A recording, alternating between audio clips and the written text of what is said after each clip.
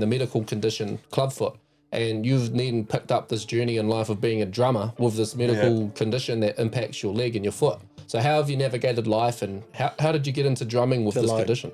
Oh, I was born with it, bro. Yeah? Yeah, like there's no muscle in my calf. Like I've got no calf muscle, bro. My leg's actually small in my forearm. True. Yeah, which is weird because this leg's normal. Yeah. Yeah, but this leg isn't. So when I was born, bro, my foot was actually upside down and around the wrong way. Like this was the bottom of my foot. Yeah, so I've actually had to talk about getting my leg cut off. Can you? Oh, there's a few different types of screams. Yes. Can you maybe quickly give a couple demonstrations?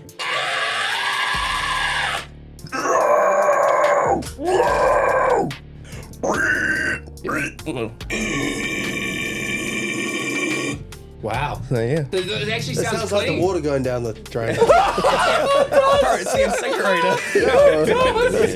How do you get the permission or like the approval okay stamp from the rest of the former band members to carry on the banner without them? How do you cater to the core, and how do you build the new sound? Yeah. That's kind of that tug of war you're in, right? But no, it's just, you see more of the hate, especially in social media, rather than the good stuff. And I don't know if that's algorithm wise. Yeah, you've gone around New Zealand, you've toured over in Australia recently. So talk about it, bro. What's that tour life like? Oh, it's not everything that's cracked up to me, bro. I mean, it is fun, bro. And we like take photos with people, we side stuff, and then I go home, bro. And the missus is like, "Can you do the dishes?" I'm like, "Fuck yeah, yeah, like, bro. Fuck. I was like a celebrity in the weekend. Now I'm fucking washing dishes. Yeah, bro. I take my little fanny pack, a pair of changes of underwear and socks. And that's what's in your fanny pack. That's all I take. You take some spare undies in your fanny pack. But I just roll so that up. That was like a reggae fusion kind of band, eh? Yeah, bro, yeah. How do you go from metal to reggae? Surely you've had some journey into writing. You've been some inspiration somewhere and written some piece of something? Literally none, bro. Oh. No, literally none. Yeah. Literally no Alien music. Louise passed after one of Levi's functions. Oh, yeah. Were you guys at that? Were you performing bro, at that? Bailey was the last person I saw at the party. Wow. Yeah, because he... Where you from?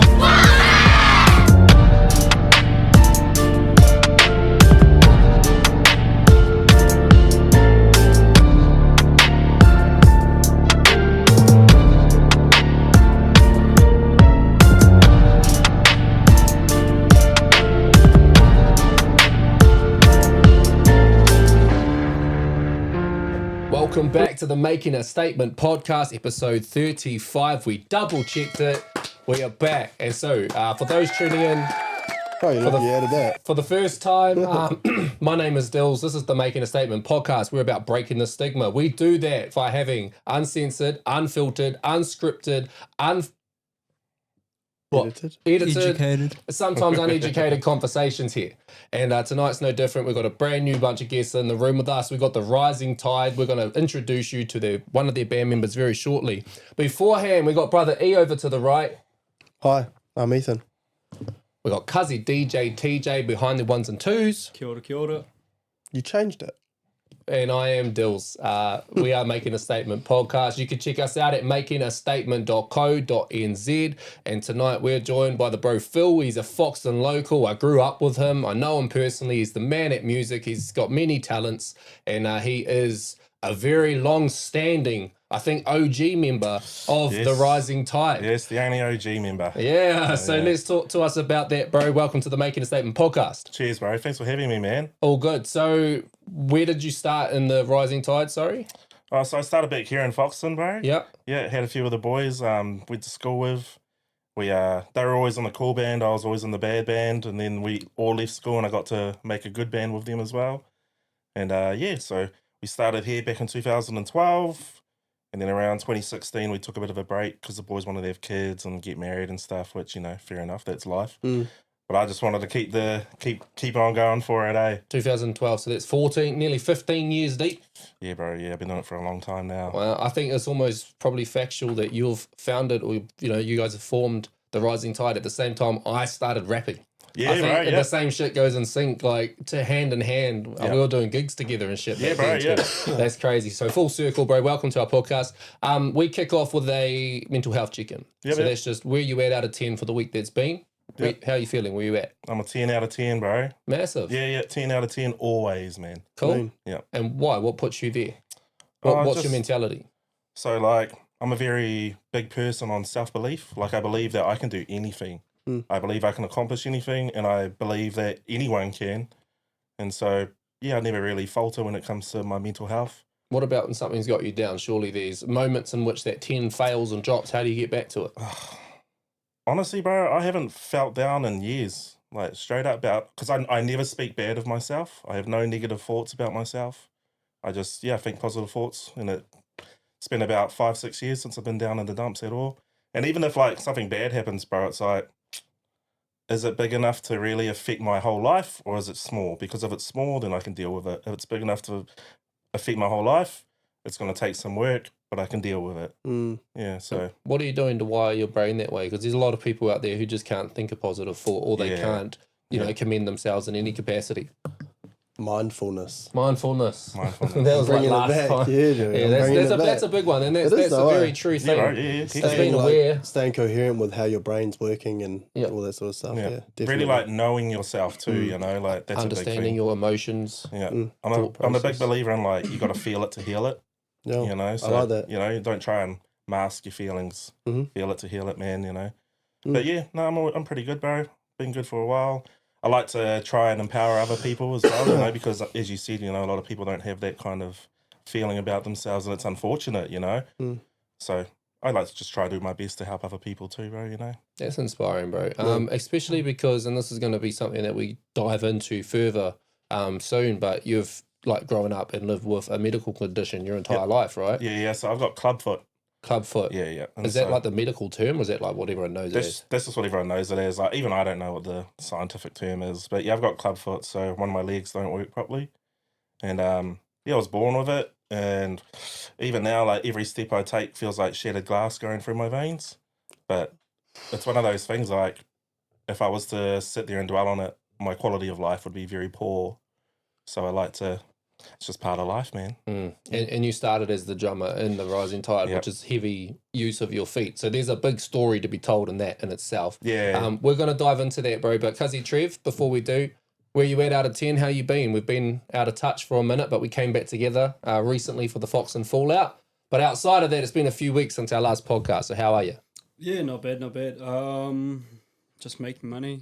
Oh, fuck it. Oh, man. Yeah. Solid. Oh, I just swore too. So, for those that don't know, our rangatahi jar is now a mini-sized baby dwarfed rangatahi jar. And it went through the wars. We got it back off ray gun at the wrestling event. We made it through the main event. We dropped it. We put it in the ring. It got taken from him and taken around about here, there, and everywhere. And then I got it home and dropped it and broke it. So now we got a little one. And then it was in Dylan's possession. And then it was in my position. It fell on the floor and it broke to pieces. So we've got a rangatahi jar, but basically, if we're going to start from scratch right from this moment, because we've got to rebuild this and somehow find a way to keep max capacitying it, which I think it's nearly at. I think we just need to stack it nicely with the cash. Yeah. Put them in like It looks rows really and then- chocker, but it's the same amount of money that was in it last time. But we put 50 cents in when we swear on this podcast. Right. You boys don't need to put that money in. We'll put it in on your behalf. But basically, it just means be uncensored. It means you can talk freely. You can talk freely, and that's important when you're trying to do things like break the stigma. You know what I mean? You got to be able to have your say. So at this stage, we are just raising the funds. It's going to go back to somewhere in the community. Last time around, we put the funds into a local dance group for youth. Cool. This time, we're still trying to find a home and where that should go. So if you've got an idea in the comments and you're listening, pop it in the comments and let us know. Are you ticking up? That's how much I owe. I just remembered I had cash in my wallet in my pocket. I was like, oh, fuck. There we go. It's a rare occasion. Yeah, yours is right up there, brother. Look, You got to bring some 50s down with you. Bro, most of that is me. There is 50s in there. But anyways. Trev's got you. Oh, Trev. True. Okay, carry on. Your Trev's mental done his health first. check-in. You just started. I'm just making money. Show your camera your stacks. It's fat. What's that? Is that some of the guests' money? Oh, man. How much are you putting in there? 30, just so I don't Cuzzy mess Trev, we up got my tally. $30. We just put basically $50 bang smack into this rangatahi jar. We're building our balance, and this is going to go somewhere in our local community. Put an event on for our youth, and that's that's a way of giving back and making these podcasts, uncensored kōreros, Trev's done his first perky, and he's Trev. stoked as Got with my the second pay. perky. Don't let Second IRD, don't let IRD like scan this Look at podcast, IRD, bro, and check his They'll hack your bank IRD can account. Tax suck my returns. dick. Oh, you heard it here first. bro, don't say it at tax return times, bro. We're coming into tax return Yo. season. Yeah, I You just, need started that. I just started a business too, and fuck, don't let them looking into my business. Yeah. That's crack. But okay, you're good then, cuz. Where you at out of 10? Well, I'm a 9. 9? Okay. Love Man. that. And you went out for dinner at Little Savannah with wifey over the weekend? Yeah, I went out to Little Savannah on Friday. Yeah. Oh, how did you get that money? I basically It wasn't blackjack, eh?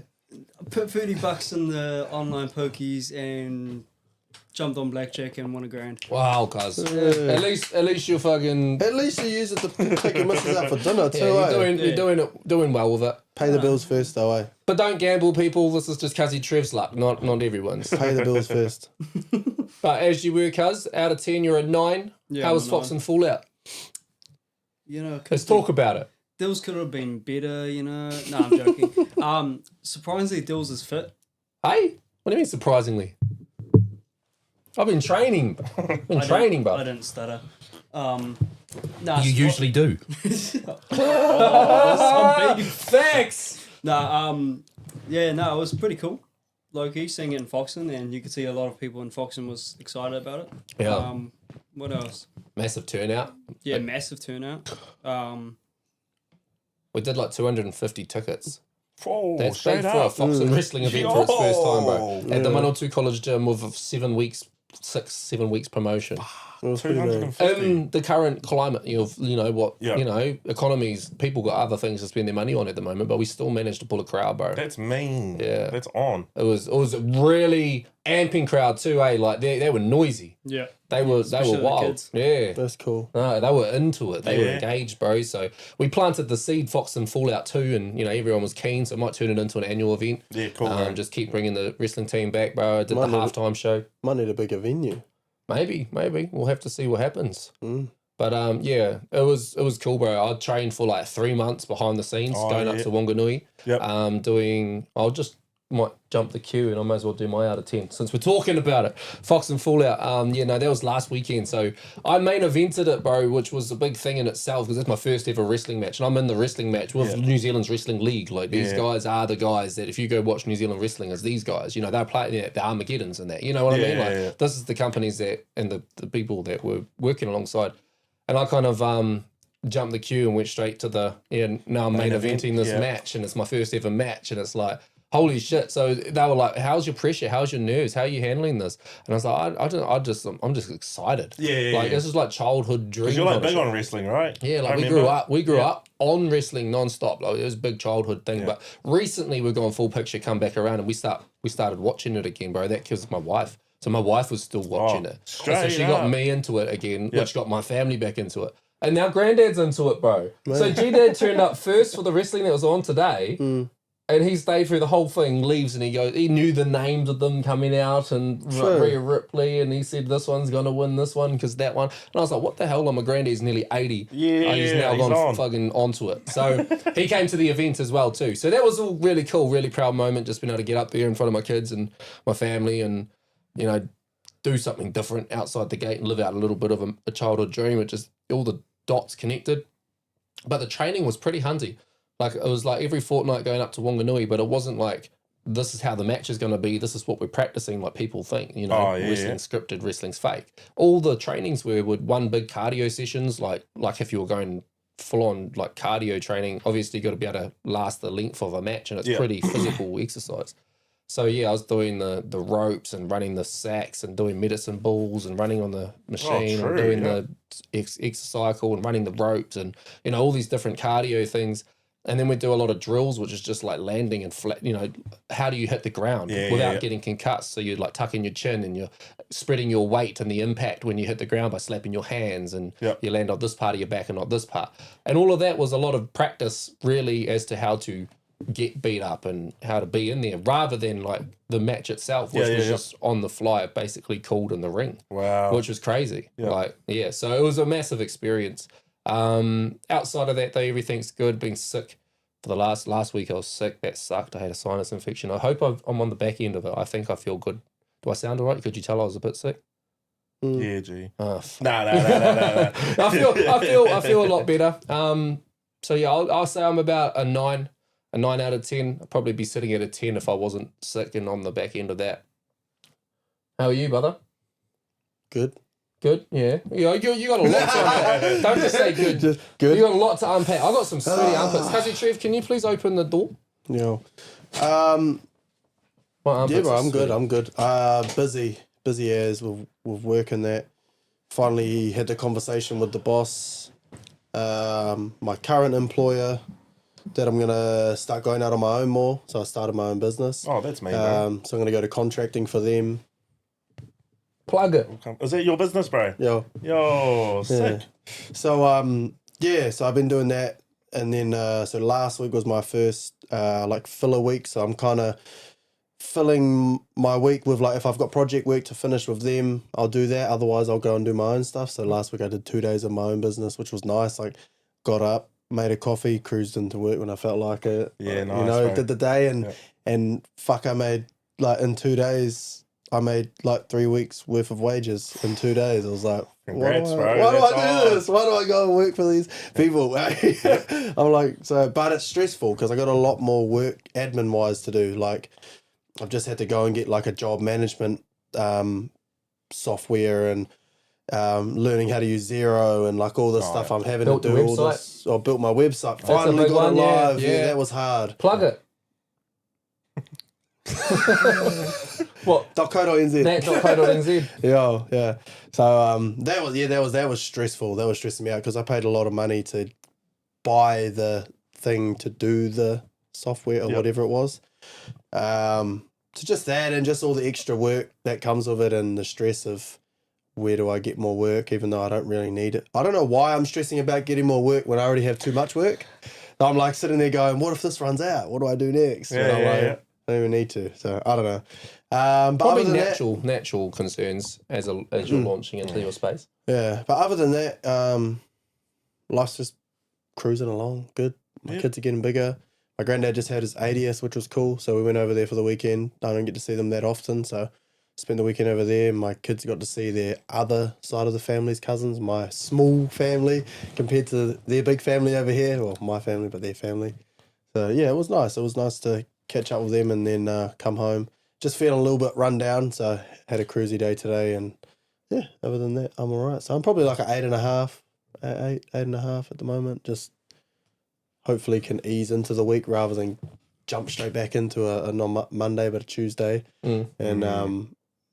and then hopefully get a couple of days to do some more stuff. Otherwise, my calendar just gets bigger and bigger and bigger. So hence, I went from a small little thing on my phone to buying a big ass calendar to put up on the wall. Oh, yeah. Because it's just adding up. I'm like, I'm running out of space on my phone. Yeah.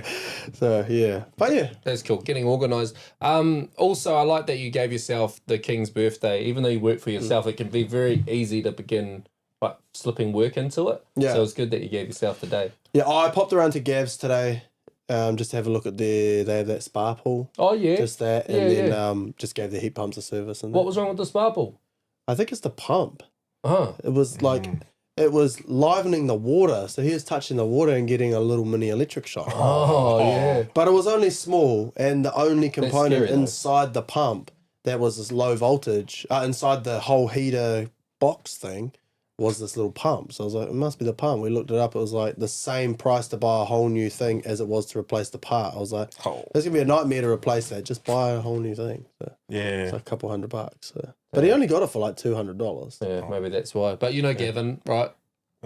Oh, yeah, bro. Yeah. That's who we're Gav's. talking about. Oh, yeah, but yeah. they can't set up a spa pool in his shed with a big flat screen, so he can just sit there. Yo. He had the thing for his spots over here, and he'd have the big TV up over here and a spa pool, bro, in the sounds shed. awesome. And I literally have rocked up in there and been like, like you're just watching a movie like this, Roger, like Having the best time, having bro. the best time, bro. It looks mean, but obviously now he's getting electrocuted trying to have a swim. Yeah, right. That's not that fun. But that's cool, bro. Good to hear that you're up, and happy birthday to Grandy. I think he turned 88. 80, yeah. Massive happy birthday to him. But yeah, Kazi DJ TJ, we're at that point of the podcast where we jump into our hot topic. You'll know what this is, Rising Tide band members, because you've just put something into this box. But basically, it's one topic, one question, one liner, one anything from a previous guest. We're going to read it out and we're going to talk about it openly. And to do so, we are going to do it uncensored, unfiltered, unscripted, and unedited. So if you And have... uneducated, because sometimes we do Sometimes, answer these fair enough. uneducated. But he's got a fact check when it's uneducated. But if it is, sensitive ears out there listening, young ears out there listening, or people that are humbug or Karens, don't listen. Go do something else. Let's go. Okay, and we've changed it a bit. So if there's two guests, we pull out two different ones for them. So pick one, left or right. Right. Right. Mm-hmm. So You're right or his right? His right. His right. okay. Question is Question? rugby local comp. Rugby local comp? Oh, I can. So he's I talking can. about our comp. I don't know, but I can talk on that. But because Warriors in the rugby now, we've been going to the rugby every weekend, taking son and your girls. So I mean, let's just talk on that Okay. to begin with, anyways. Yep. But I think that's neat, bro. I've got my son. He's just joined rugby. He's loving yeah. it. I just love it's got the team building right from that age already. They're like starting to do the foxing on three and the shaking choice. the other team members' hands and the player of the days. And, Yeah. And But running and support Yeah. and cheering them on, even when they're running behind them. Yeah. That's what you do, eh? The way it's structured and the way our, the team shows up, and that's the parents to the coaches to anybody that gets involved in helping. It's really cool to see that for the kids because it gives them a really great little launching pad into Of course. the world of that community. Foxton's a great club too. Yeah. Like the community of the club, the chemistry with from the junior grades up to the senior grades, it's just been a really good club. Like I've played for other clubs and it's not been as good. Like I love Foxton Rugby Club. Like I do. Well, shout out So Foxton good. Rugby Club. Shout Straight out. up, they're awesome. It's so good. Yeah. Good bunch of guys and girls. Yeah, and Wifey had these concerns because for the boys' soccer teams, they do that, and at halftime they pull out all these bags of lollies and everything. Oh, yeah. So Wifey was like, take some, I think she said like cut cucumbers or cut carrots or something like that, so the kids have something healthy alternative. And I was like, no, I'm not going to rock up, and I'm already fucking behind. I don't even think I was playing. It was Layla's game, I think. And at that point, Warrior just went with us. He didn't even play. I was like, I'm going to show up with their halftime lunch. I'm not even part of the team. But then they pulled out all the oranges and that, and I was just like, that's way better than lollies. We get them for free Yeah, I know. from New World. Yeah. And the Oh, straight up. ITM do a big They do the prize player of the pack day and- packs. Yeah. Yeah. So it's good. Really cool community support that gets behind those types of things and really lifts them up and like I said, gives the kids a launching pad. So shout out to the Foxton Rugby Club and to the community that's involved with any sponsorships and any participation and anybody that helps behind the scenes to make those happen. And outside of that, Fox, what was the actual topic? Local rugby tournament comp. What else can we say on that? Good. It's good. Are they doing well? I don't actually. Fuck Is there a yeah. comp? Is there a comp yeah. going right Fuck now? Yeah. We lost our first game on the weekend, Right. but we've got heaps of players out. Oh, okay, Heaps of players out. But I think it's third year that we've been winning it. We won it 2 years in a row, and we're top of the table this year with a pretty good lead. Out of it. What the hell? Last year, Foxton won the Premiers and the Premier Reserve comp, so Oh. A's and B's. And then I think the B's were like second or first this year as well. So we're like top of both tables. Wow.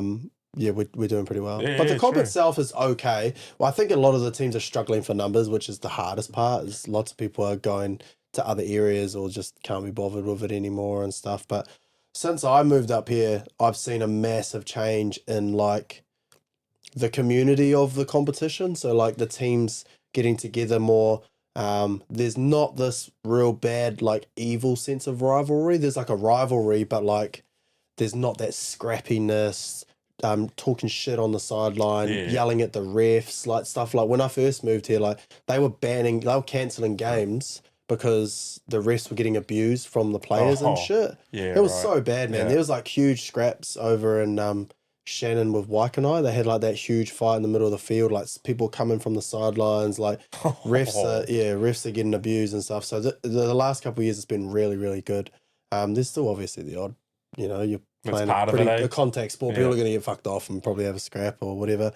But yeah, it's been good. I really enjoy going down. I just go down and watch now. I film a couple of the games here and there, and it's just nice to go down and watch some good club footy. I love it. So it's good. It's actually been happening in the live-in netball community, like the court, the games on Saturday, courts and that. The umpires been getting abused, police getting involved, Really? looking at cancelling games and yeah, What? that kind of At netball? at the netball, bro. Yeah, Oh yeah, Jeepers. no. So the netball's actually hectic.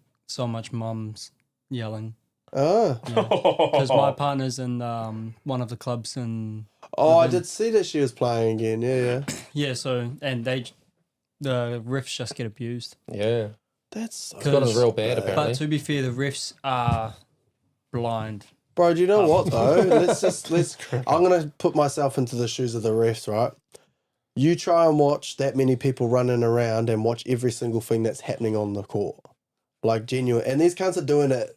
They're offering to come do it. They're not getting paid to do it, and they can't see everything that's happening. Like, yeah, maybe some of them are biased, but you can't pick that out. Yeah. And that's what I said about the footy as well. Like, people are like, oh, we have this one ref, Randall Penny. He's like a local. Shout you know out Randall? Yeah, I used to good do cunt. karate with him. Unk, he's good cunt. But everyone's like, oh, he's Foxton this, Foxton that. Bro, he shits on us when he refs our games. Like, they are like, oh, because he's Foxton through and through, he comes down to our trainings and stuff like that.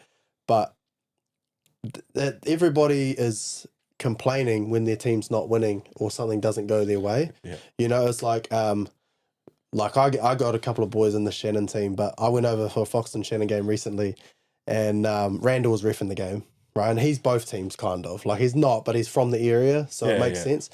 But Shannon had been wasting people, 60 plus points, almost put 100 points on teams, and we went over and Foxton beat them, and we were beating them the whole time, and they're complaining, oh, they got players that played for the A's team and da-da-da-da-da.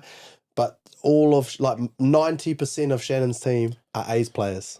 But they've just dropped down to the B's grade, but they're complaining, the ref's doing this, Randall that, da-da-da. And I'm like, that's footy, man. They're playing the game. Like, if something obviously happens, he's going to pick it up. If you get something sneaky in and he misses it, oh, well, we don't have, video camera referees and all that shit on here, bro. He's running around with a whistle trying to see everything. Like you said, he can only ref what he sees and he can't see everything. Yeah. But at the end of the day, if what he's seeing is bad play or this ball or this trial, that you can't make up the scoring. You can't make up what's happening. You can't make up people running 60 metres around your whole team. There's only so much give you can have as a ref in terms of swaying the decision of what the game is actually resulting. Yeah. Naturally, I get it as a supporter as well, that you watch a game and something happens and you want to react. Come on, ref. Yeah, competitiveness, it's all part of it. I've done it before. What the fuck? What are you fucking doing? You fucking idiot. Oh, I just swore 3 times. But you know what I'm saying? I used to be the worst. I used to stand in the box when I first moved up here, and I'd have to get told to get out of the box. Just yelling and getting going too hard. Yeah, man, I'm real competitive. Even at the TV. I do it at the TV. TV. bro. I know, you go You handy. see me, I go handy at the You go TV. handy at the But TV. no one can tell on me at home except my missus when the kids are asleep. But so I get the outrage and the bursts of what you're seeing, but still the refs, they don't deserve that shit. They're taking the time to come and do it. We don't have the refs, we don't have the game. And you don't get to play. Yeah, and you exactly. don't get to watch. So Facts. And a lot of it's sacrifice, dedication, voluntary, giving their time up, people getting up early on a Saturday to go coach or train or ref or umpire, whatever they're doing. A lot of it's sacrifice, passion. So we got to put some support on that. But I mean, yourself, Phil, any input into the local Foxton comp? Oh man, I haven't followed it for years, bro. I haven't lived here for over 10 years now. Oh, you haven't? Nah, bro, nah. Oh, I've seen you at the Foxton Primary School a few times. I thought you must still be Oh, around. nah. So I'm doing my teaching degree at the moment. Right. Yeah, so that's where I do my placement. Oh, okay. Yeah, but Is that a full time thing or is that's that? 2 days a week. Yeah. But then tomorrow, actually, I start my placement at Awapuni School for 6 weeks. Oh, cool. Yeah. And what's that teaching in those schoolings? Teaching everything, bro. Maths, English. Oh, because if it's a primary school and you're being the teacher, you're teaching them everything. Yeah, teaching them everything, Yeah, bro. so you're there for the whole day doing that one class. Yeah. Yeah. So I do at the moment I'm doing in my class, I've got 5-year-olds to 9-year-olds. But my group is year 4, so like 8, 9-year-olds. Okay. Yeah, and I'm just teaching them, reading, handwriting, maths, all that stuff, bro. Cool. That's Okay. cool. Yeah. Oh, and for the teaching degree aspect, are you like under uni studies? Yep, And you yep. just got to clock up a certain amount of hours doing these placements or something? Yeah, so I got to do 2 days a week at a primary school for 3 years. So I'm in my 2nd year now. Yeah. Yeah, and then it's like once every year you do like a placement in another school it's like 5 days a week. This one's going to be 6 weeks. And so, yeah, that's what I'm doing. So, Is that 5 days a week from here for the 6 weeks? yeah, bro. Oh, Yep. nice. And that starts tomorrow. Yeah, bro. Yeah. Cool. Well, good luck for that. Yeah, cheers, bro. That's cool. It's going to Something be a different. bit nerve-wracking going into a new school, new teachers, new kids, but it's all good, bro. Something very fresh and different to do the night before as well as you Yeah. try to cope with the nerves or whatever. Yep, that's right, bro. Oh, cool. But yeah, that's massive. So the other 3 days a week, are you usually studying like Yeah, in bro. a Yep. classroom? At No, uni? no. So it's all like home-based. You just do it on a laptop at home, bro.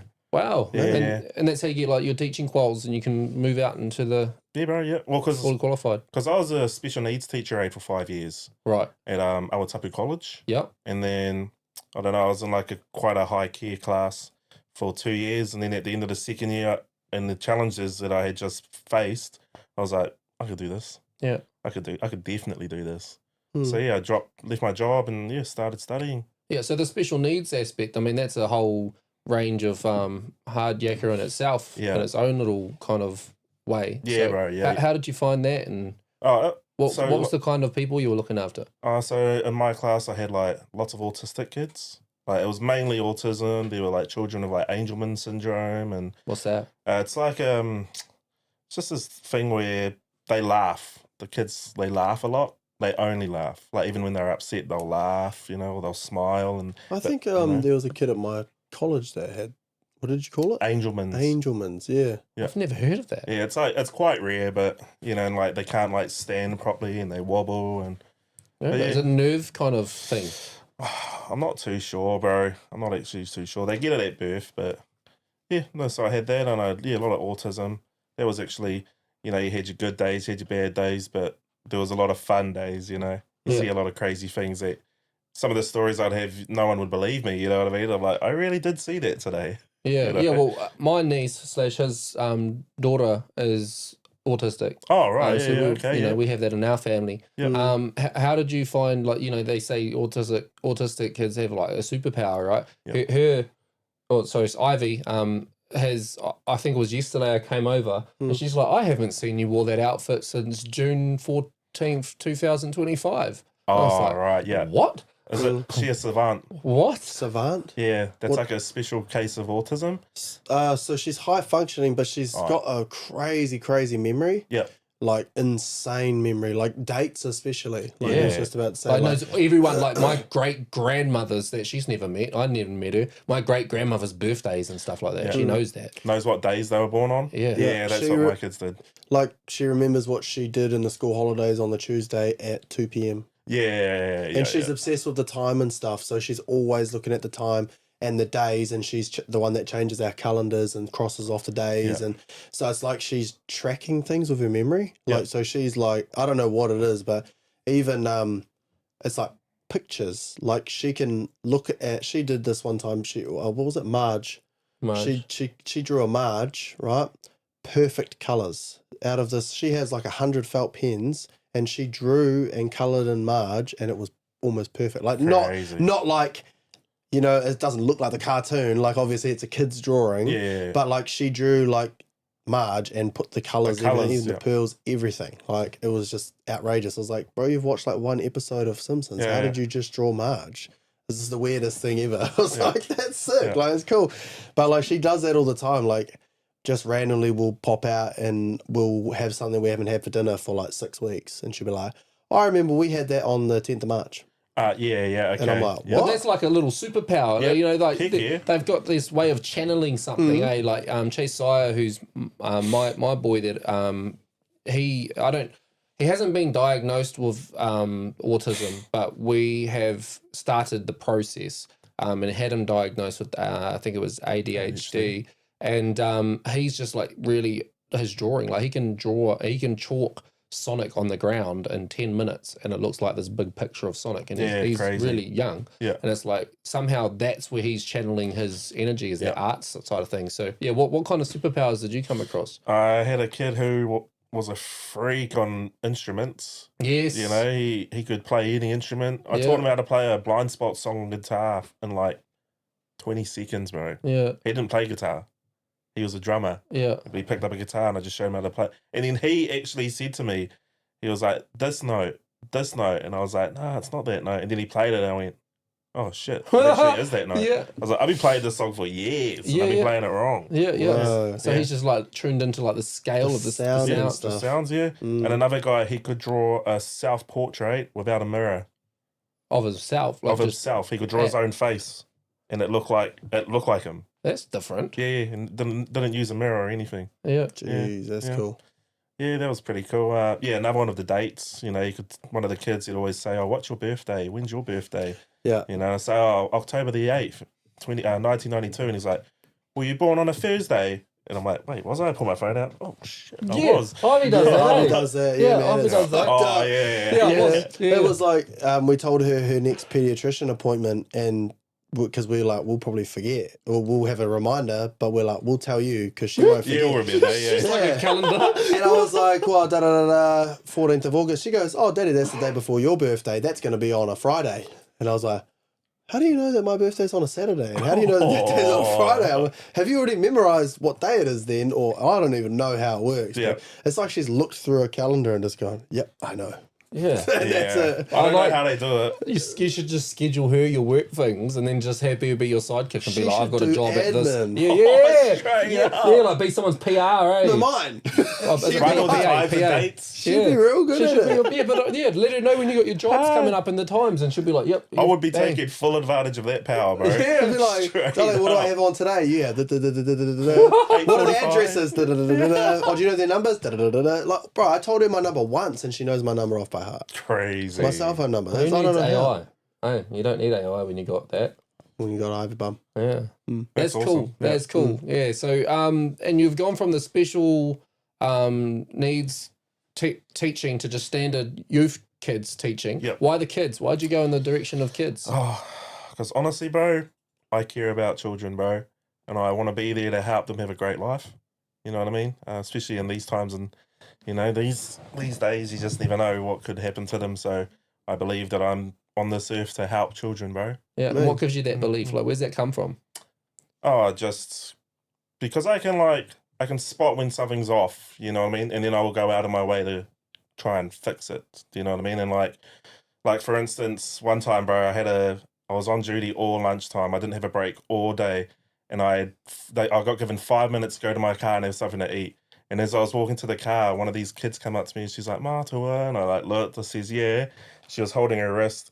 When she came up, she had like a cut on her wrist, and I looked at it, bro. And for a second, I thought, do I tell her to go and find an adult, and so I can go and sit in my car to have something to eat? Or do I just say, I'm not going to have something to eat. I'm going to go and help this. I'm going to go and help her. And I went, come on then. I took her back in and I put a plaster on her and stuff, you know. It's like, because I feel like not enough people would do that. Yeah. You know, they would prioritize having their break over looking after the kid. Where it's like, Facts. And this is like, I've got so much love and respect for Miss Garner. And Oh, yeah, like bro, you'd know, as you probably got taught from her. yeah, bro, yeah, for sure. And like she used to do one-on-one maths with me on lunch because I wasn't, paying attention in class. I don't learn that way. And so I couldn't pay enough attention to get the whole shit down. So she would spend time one-on-one on her lunch break, which I didn't realize as a kid was an adult at work sacrificing their lunch break. You don't click to that at that age. Yep. But I grew up and now I'm like, wow, I respect and appreciate that so much. She was just trying to help. She was just going out of her way to do something to, take that extra mile and put that effort into somebody to get them, That's ahead. real good. Yeah, so shout out Miss Garner. Yeah, she was cool. She was massive, Yeah. and she still goes back and like teacher aids, even straight up. still, bro. At Heck her yeah. age now, she'll probably be quite old. Yeah, she was You know older what's when I was buzzy? back at school. You want to know what's the buzziest thing I found out? What? Mr. Napes and Mrs. Garner are the same age. Wouldn't surprise Hey. me. Oh, yeah, they're around the but They've been for the school for the same he always time. looked a little bit younger than his age, eh? It's because he goes on not the treadmill, that walking one. elliptical. Oh, yeah. Oh He yeah, does that every day. life hacks. Life hacks, bro. Yeah. Wayne. He looks good. He looks His good. laugh cracks me up. Yeah, he does stuff like that. Eh? He used to always like poke me in the chest, but it would always be like real hard. He'd be like, Mr. Brooks. I'm like, oh shit. Yeah, Go back to class. Oh shit. naughty, eh? But I think it was cool, bro, having you on because you're like a fox and yes, you're a local for fox in this community. We've had guests come, like one of our last guests came from, our last guest came from up from Wairarapa, and then the guest before that, Shady, came down from like Taupo. So we're getting people from everywhere coming through to the podcast. And if you're out there watching, listening, you know someone that might want to come on or you want to come on yourself, reach out to us, email admin@makingastatement.co.nz. But the reason why I say that is it's cool to have you here, bro, as a Foxton local yourself. And obviously band extends to a member over in Palmy too. But growing up here, how did you find Foxton growing up? Oh, you know, it was Foxton, bro. You know what I mean? It was good. Had its bad times, had its good times. I like the fact that I grew up in a small town. Yeah. You know what I mean? Because you become a bit different, especially when you go to like the bigger cities, you know. But yeah, it was good. Obviously, you know, being away from it for so long now, it doesn't quite have that home factor that it once did. You know, it's just home's wherever my family is, bro. Whether it's in Foxton or Palmy, it's wherever they are. But you know, I like being from Foxton, bro. It's good. Anything, you know, you said ups, downs or whatever. Anything kind of downside to growing up in Foxton? Local or a small town in general? Just lack of opportunity, bro. You know what I mean? Facts. That's what I was thinking too. Yeah. It's like you either work at the chicken place or what? New World. Yeah, or New World, bro. You know. Yeah. So. But also as an artist.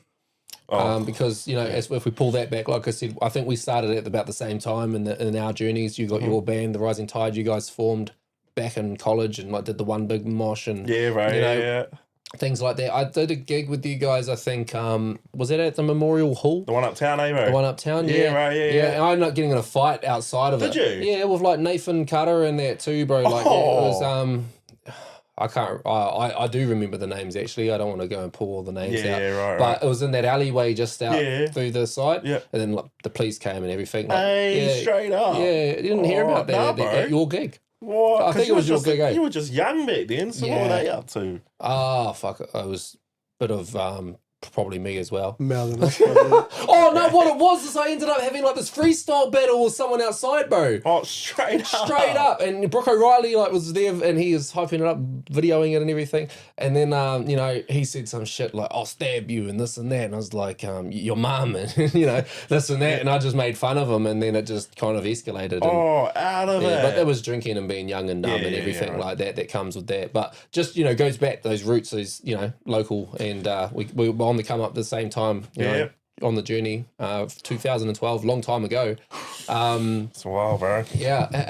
How did you find the journey? I mean, if you go back to the start, you're the drummer. My cousin's in the band, Mitchell. Yeah. You guys had Henry. Was John Taylor ever in your guys' John band? was in there, Yeah, he was John, in and he there was for a a bit, previous podcast guest. So John was. Oh, straight up, was he on here? Yeah, he was on here, bro. Okay. He was on here talking about his porn addiction, but. He was always a freak, bro. Yeah, he's still a freak, but I seen his latest post that he took his mum to like the kink community get together in Wellington. I saw that And he's got a too. fucking collared necklace on and undies, bro. I saw the collar. Is that what it was he for? took his mum to this kink show, bro. Yo. So he's OG. He gets out there. He's and He's OG, a does good bro. dude, He's bro. I open. love him. He's open. funny. He loves Yeah. life. He's in his skin. He's happy. He's comfortable. He's OG, But bro. he was drummer. Was he He drumming was back a then? guitarist for us. Oh, but he was a drummer, eh? I He think was I a remember him drummer. drumming. Back at college, he was always the main drummer. Yeah. But so he was part of the Rising Tide at one point. Yeah, he came in as guitar, bro. Once one of the boys left, we had to get someone else. So you've got Johnny Boy in. Yeah. And So then you've gone through a lot of transitions and a fair few members. Yeah. How do you keep a group and the base of it alive? Like, I'm going to pull back, like, there's a few bands where somebody leaves and then they try to replace them and it's like, nah. Like, some bands survive it, you know, for example, like Escape the Fate. You know, they've done a great job with their replacement and continuing their journey, but then you look at like Hinder, and as soon as the main dude of Hinder gapped it and they replaced him, I haven't heard anything from Hinder since. Yep. You know what I mean? So how did you guys survive the changes and keep the brand and name alive? Bro, we just didn't, bro. That's why when it hit 2016, we just split. You know what I mean? Like, we tried. You know, I was always keen, but I guess it's just one of those things, you know, and like real life stuff comes in, bro. Like your missus, your kids, like, and of course it comes into play. And of course, I myself would expect you to pick that stuff over the band. But with this group now, man, like I feel we're doing pretty good. We work together pretty nicely. We've had we had a couple member changes, but now we're in a solid state now. So we've had the same band lineup for about 3 years. Wow. Yeah. You know, and that's like a long time, you know, as a band to have the same people. You're the only one still from that original banner of the Rising Tide Yeah, holding bro. it. Yeah. And when did Henry fall off it? Because he was still with you for a bit, wasn't he? Yeah, so he left in 2016 as well. But then when I got the band back together, he was doing the UCOL music course. Yeah. And so I was like, bro, you should come back to the band with me. And he was like, yeah, all right, I could do it. But then his like work hours just got too hectic, and he was like, oh, I can't do this. And like, especially because when I started the band, I always said to like these fellas, I was like, this isn't just for fun, bro. Like, I want to actually do this. You know, like we're either going 100% or we're not. It's hard to have a whole collective on that bandwagon on the same schedule. Yeah, as well. Like, sure, like money and stuff, bro. Oh, yeah, it's costly. And people don't realize the work that goes into a song, bro. Like, people don't understand. They're hearing 2-3 minute piece of music. Man, the process to get that and the price tags on it if you're doing it outsourcing and stuff. You know, there's a music lot videos, you know, production, like even just hiring gear for a music video, bro. You know, like hiring one of these lights, we got to pay that. Yeah. You know, that's like $600. We shoot music videos. Yeah, we shoot music videos now. Yeah. No, Straight facts. up. Facts. Yeah, That's yeah. a conversation we'll have, eh? Oh, yo, Yeah. that's mean. Yeah. We'll plug some after this episode. But we're doing all of my shit, like my music videos and stuff like that, as us behind the scenes, putting it together, filming it, piecing everything together. Oh, like I said, I choice. produce my music now, bro. I mix my music. Yeah. Everything's just done in house, full control, creative control that way. Do you like mix and master your own stuff? Yeah. Yeah, choice, Yeah, bro. they're from the ground up, bro. Like every layer of the production. True. Like Good on you, bro. Everything MIDI, you know, Yeah. built in FL Studios. My sessions are usually about 200 plus hours, bro. Like, Yeah, I bet, bro, big projects. I mean, it's like it's good because it saves on the pocket, but it just takes away from the life. Eh? Yeah, but the creative control, bro, is like now I want to change this sound, and I want to do this, and I want to put this drop, and I want to add this, and I want to change this vibe, and I want to switch this up, and I've got full, like, the whole thing is just built from the ground up, like a puzzle piece. And as I piece it together, I just do it in chopping, like, you know, chop blocks throughout the time when I can fit it in, because my schedule's pretty hectic as well. But yeah, bro, it's been a mission, and it's been years of learning and doing my online courses and practicing Good on you, bro. learning from people that are just really onto it, and then I've had the opportunity to sit alongside in the music industry and stuff that. So all of that's been massive. But if you recall, bro, I don't know if you do, because we went through school together, like we said at the start. I think, hold on, before we even get there, you said something about we're playing Yu-Gi-Oh and stuff back together. Yeah, bro. Yeah. How old were we then? I would have been like straight up 10. Yeah. You So know? you must be a couple years more than me. So I must have been like 8. Yeah, you were like a little kid, bro. You know? Yeah. So we actually go way back, and I want to touch on the Yu-Gi-Oh as well. But back in college, I started in a metal band in this. Yep. Do you remember? Yeah, bro. I remember you like Serene's- Jordan Carr and stuff. Yeah, like Serene bro, Silence, and so Dwayne, Dwayne and Keelan and Yes. Luke and who else swung past and around our groups? I can't remember, but we were called Serene Silence. We did demos with Mr. Mitch in the music room, and we did like the One Big Mosh openings when you guys were doing the headlining and stuff like that, bro. So that was crazy going back to that and me starting there.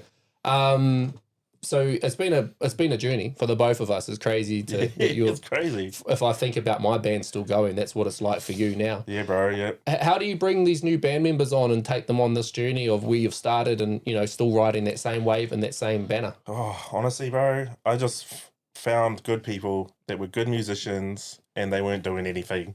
And then I just hit them up, bro, let's do this. You're a good musician. I could really use your help. Yeah. You know? And, How are you finding these people?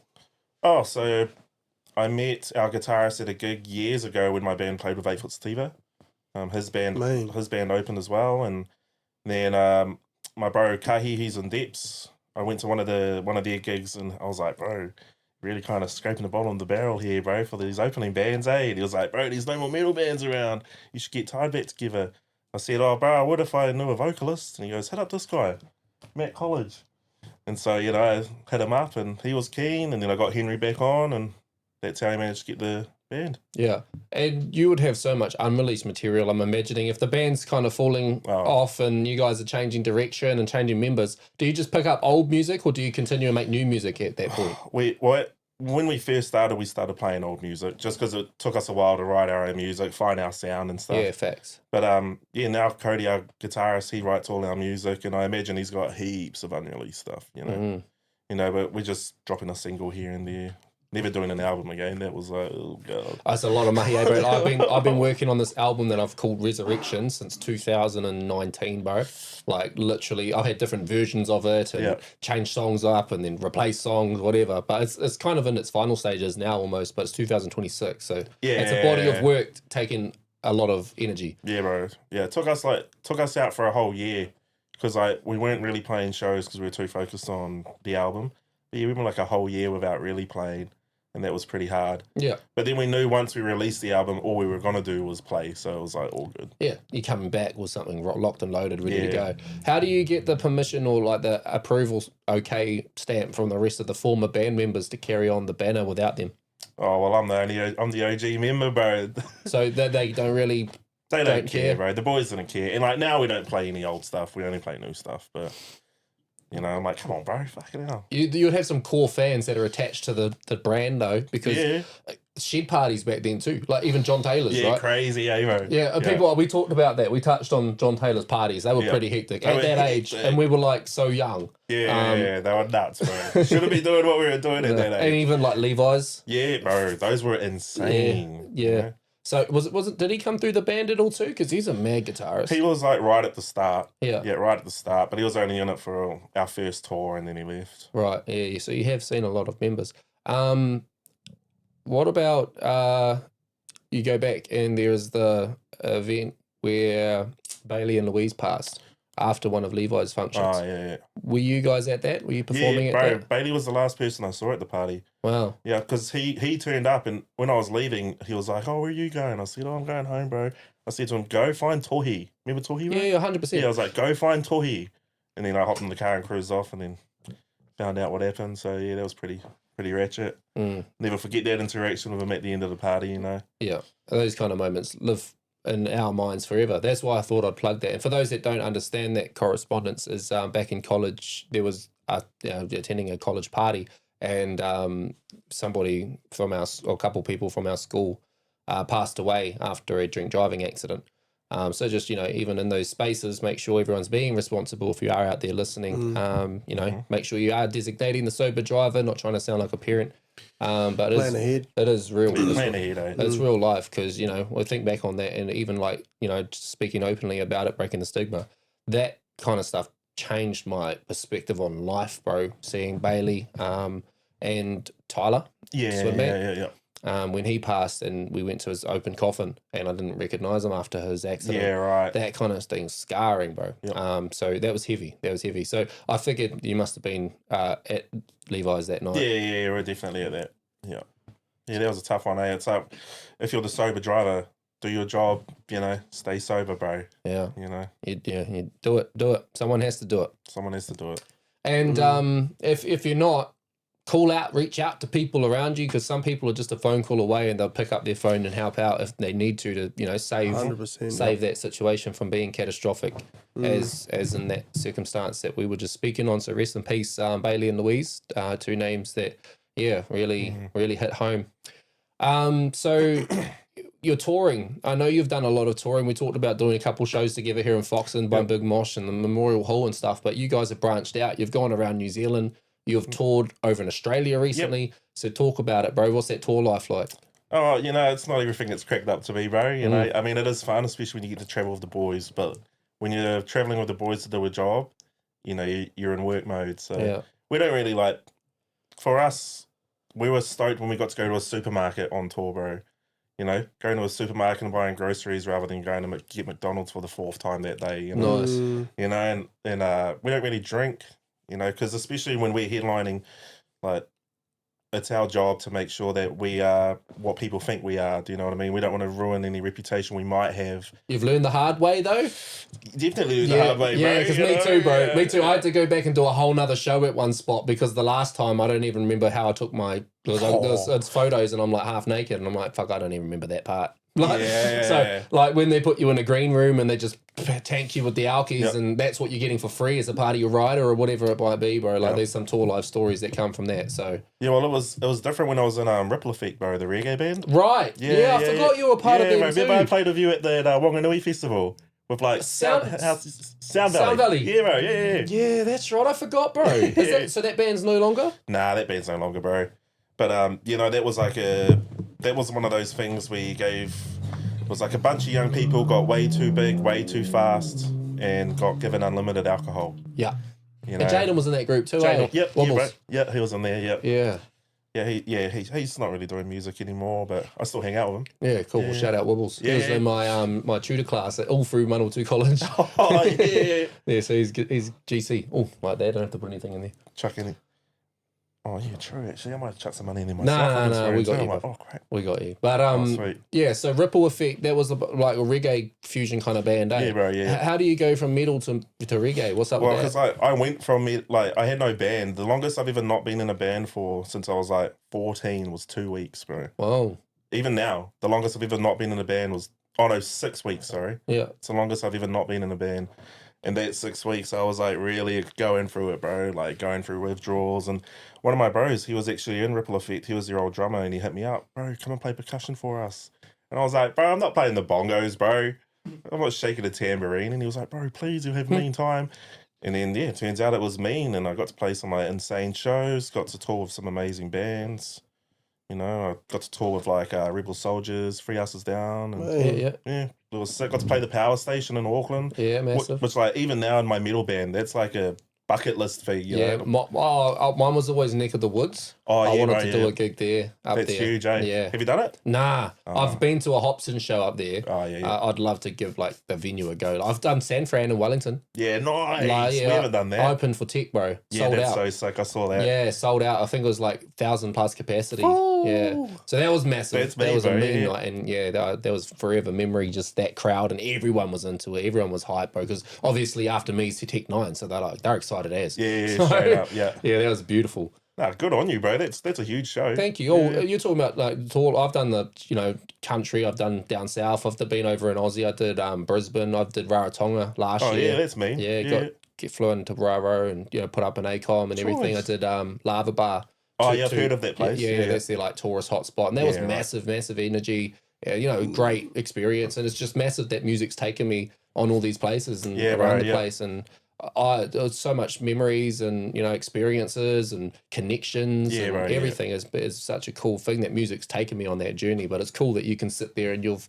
Like you said, we crossed paths Yeah, at yeah. fucking Sound Valley. I Bro, forgot yeah. about that, bro. Yeah. But even that was big. Like I think like Tiki Tane was there Yeah, at bro. Kings. Jimmy Jackson was the MC. Yeah, bro. So that night, so I was with Jimmy Jackson drinking all day. Yeah. And that night, I'm there with Ricky. And Oh, it's yeah. my fiance at the time, her birthday the next day. Yep.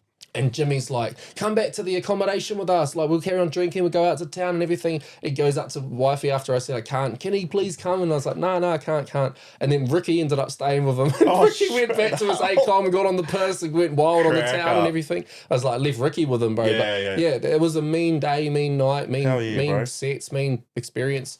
Who else was in the Sons of Zion? Sons of Zion were there. Yeah. Cora, yeah. Black Seeds. yeah, Stan Walker. Stan Walker. Yeah, that was actually insane, eh? Yeah, so that was a big gig to Yeah. be involved in. It's cool that you and I were both there Yeah, on both different on it. lineups from Foxton Yeah. for this journey. I forgot that you were there. Yeah, I was on day 2, eh? You were yeah. at day 1, eh? Yeah. But Ripple Effect, bro. I forgot that journey. Yeah, bro. Yeah. So, yeah. So I went what from happened there? How did you guys separate?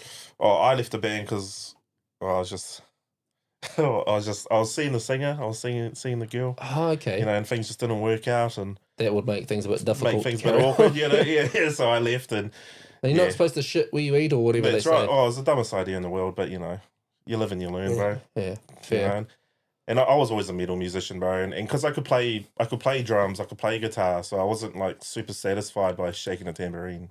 Yeah, but Yeah, it's still, it's like when I look at Slipknot, bro, and you got the 7 members and some of them just smack the bongo. Oh yeah. You're like, that guy doesn't have much to do, but that clown dude's like there for a reason. He makes shit sound cool. He's part of the band. Everybody's part of the band. It doesn't matter what you're doing something that makes up the band. But going back to like Serene Silence, bro, we were part, in music together. I think it was year 2011, and the band was together. And then the next year we went into music, Mr. Mitch, and none of them took music after that. Oh, I did. Yeah. None of them did. And that's when I was like, I'm not going to find a new band. Fuck that. I'm not going to rely everything on everyone. And then they, don't take music again for the, So that's when I started my rap journey, bro. Because I was like, I'll just rely on myself. Yeah, I'll just rely on myself. Because I was writing the music. So I was writing the lyrics and I was the guitarist. Yeah. But I can't sing or nothing like that. Yeah, right. So that's when I was like, rap, So it's just went on my own path because I didn't want to rely on anyone else. So I was like, well, if I'm going to do this, I'm going to do it my way so I can do it on my time. Yeah, absolutely. So I don't need to find everyone else with that equal investment. Yeah, it's a tough one trying to find. Yeah. So I can imagine that's been a difficult transition. It's been difficult, for you bro. all the time. Yeah, it's been difficult, especially because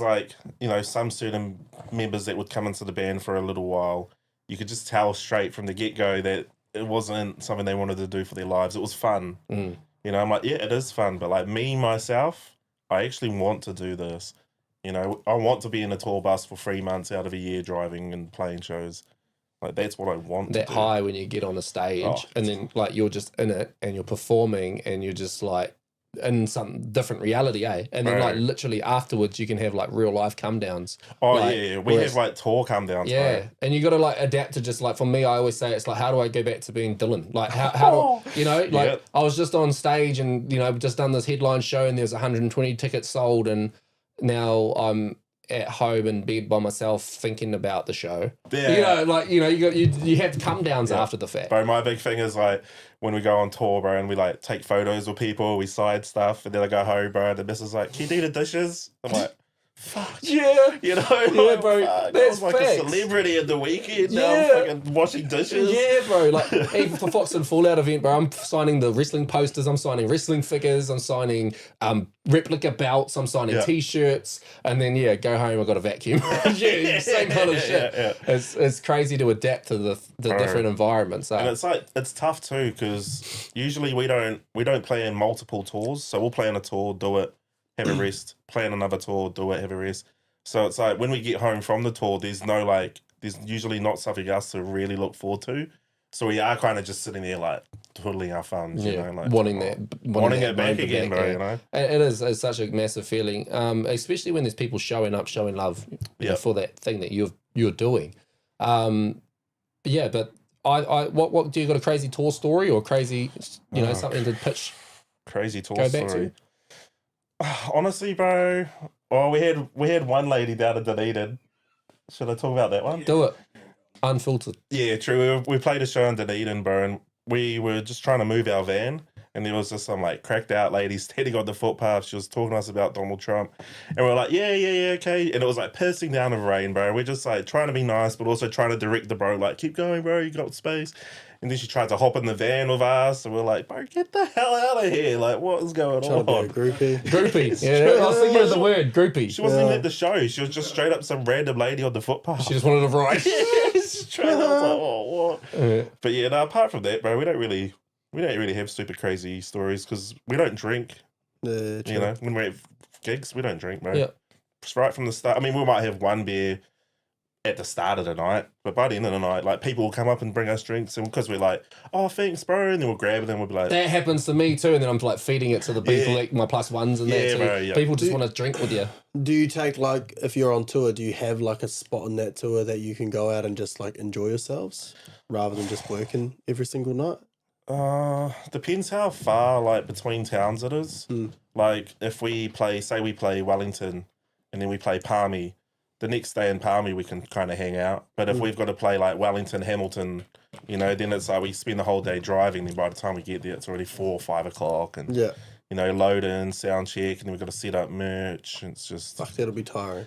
Bro, when we went to Aussie, our last recent run, we were getting home at like 2 o'clock in the morning, and then back up at 4 o'clock in the morning, bro.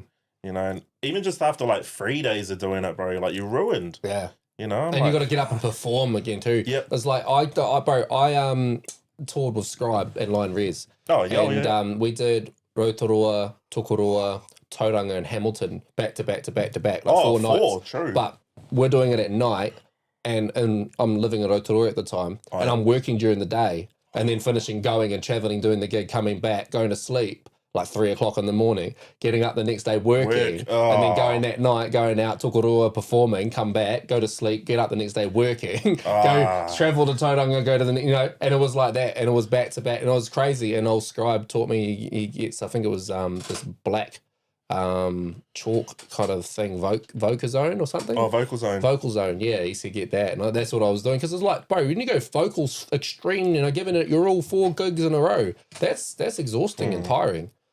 Yeah, I mean, I just play the bass, but I imagine it's pretty tiring. Bro, the lifestyle's tiring, not just the performance. Well, like, especially because, I mean, my job, I don't really carry much, I don't load in much gear because of the old leg, but my job is just a networker, bro. I go and I shake the hands and I do the conversations and I introduce the boys. That's important too, bro. Yeah. And that's draining. That's draining in itself, because I got to do that all one-man band, solo dolo. That is draining. Yeah. Wellington venues, I've done Meow Bar, Valhalla. Have you done those two? Yeah, we've only done Valhalla and Moon.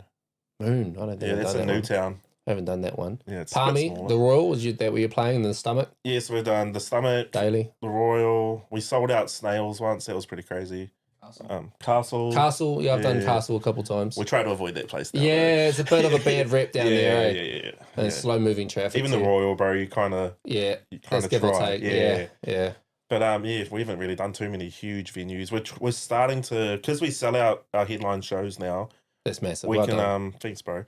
That's a big flex. 100%. Yeah, it's pretty cool. It started off, obviously we were asking bands, bro, can we play with you guys when we started back, But because we'd built up the reputation that we had when we first started. And the following, that's another word for that reputation. Yeah. And then when we came back, it was like we'd never left, bro, Right. Heaps, not as much people were there from the start, but the people that were there started coming back, and then we just played, and now we sell out quite often, yeah. Massive. Have you done Common Room? Nah, Hastings? bro. That'd be a really good one for you. So you have? That'd be it's yeah. a really mean live music environment, but really good show up and attendance. Just random locals that want good live music. Yeah. But there's that other one in Napier that I've done. Cabana, you done there? Yeah, bro, we've come up. Beautiful venue there, right? But it's so cool because, bro, like I'm talking to you and we've gone out and did the same shit. I'm like, yeah, bro, I've done that, yeah. That's cool. So I want to pull it back. You started to talk on it at the very beginning, the medical condition ClubFoot.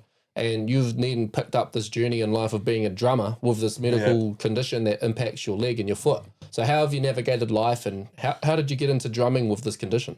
Oh, honestly, bro, I just started drumming because it got me out of class for 20 minutes a week. I was like, fuck this class, I'm going to go play some drums. And then, I just liked it. But unfortunately, when we got the band back together and I was playing the new music, the music started getting a bit too hard and the leg couldn't keep up with me. And I was like, fuck. I can't play it. I can't actually play it, boys. But then I was like, but it's also like my band, so you can't kick me out. So put me somewhere different. I was like, let's just kick our bass player out and I'll just learn how to play bass. And they're like, yeah, sweet as. Yeah. So now I play bass, bro, That's a big role in itself. As a producer now, and when I'm making my beats, I know the role of that bass. That's so important. Bro, it's crack up because all I know how to do is play the bass. I don't know anything about it. I don't know what notes I'm playing. I don't even know what my pedal board does, bro. My guitarist tells me everything. Oh, fair enough. He's like, put this setting on, don't touch that, and just plug this in. I'm like, okay. Yeah. If you're still showing up, putting on a live show, you're doing bro. it. Yeah, well, that's my thing, bro. It's like, especially when I was the drummer, because I was always like used to being in the back, surrounded by the smoke, and no one would ever really see you. But now I get to be up the front and I get to interact with people in the crowd. And that's cool. It'll be a different lens of that crowd. Bro, way better, way cooler. You get to see their faces. Yeah. Is it pretty hectic on the leg? Yeah, bro, it is. Because you're saying you get shooting, sharp pains and stuff. So that's happening the whole entire show. Yeah, bro, yeah. And then does it progressively get worse or is it pretty consistent? It just... Oh, it gets worse, bro. Oh, yeah? Yeah, by the end of the show, sometimes depending how hard I've gone, I can't even stand up, bro. I'll start really struggling by the end of the set, and I'm like, I'll go hard at the start, the first half an hour, mean. The last like 10 minutes though, the movements get a bit slower. And the spins get a bit less. And, you know, but I always make sure that I can at least put my gear away, and then I go and sit down for the rest of the night. You know what I mean? But it's real weird though, because like if we do it back to back, by the end of the tour, bro, like I'm sweet. Like building up resilience in it or something. Yeah, like if the first show I'll die, but by the fourth show, all good. So there's no fix. There's nothing you can do to like. Nah, I was born with it, bro. Yeah. Yeah, like there's no muscle in my calf. Like I've got no calf muscle, bro. My leg's actually small in my forearm. True. Yeah, which is weird because this leg's normal. Yeah. Yeah, but this leg isn't. So.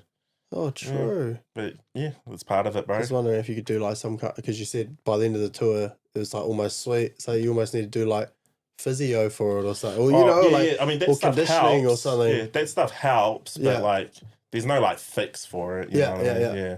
No, you haven't had any like surgery bro, interventions? I've had like 15 surgeries, bro. Wow. Yeah, and what were they trying to do? Well, so like when I was born, bro, my foot was actually upside down and around the wrong way. Like this was the bottom of my foot. And so what they did was they broke it, then twisted it all the way back around. Oh shit! Yeah, bro. My foot's like scarred up as. So they've had to flip and rotate your foot, but bro. you just came out with your foot upside down, wrong way. Did they see that in the tummy, like in the scans? I'm not too just sure, unexpected bro. surprise? It's different because like things were different back then, you know. Yeah, they facts. didn't have the technology they have now. Facts. Yeah, that makes us old. Yeah. So the pins and needles and what you're feeling in that, is that like nerve damage? Yeah, bro. Yeah. And there's nothing they can do to fix that. No, I mean I could get like a shot in my lower back for my nerves. Yeah. But it would only last for like 2 weeks. And then the Like a only other cortisone thing kind would of be thing. a prosthetic, really, wouldn't it? Yeah, well, Did they offer that? Yeah, so I've actually had to talk about getting my leg cut off. Yeah. But I was like, the doctors were like, "Oh, you're a bit too young. Like, go out and enjoy life Okay.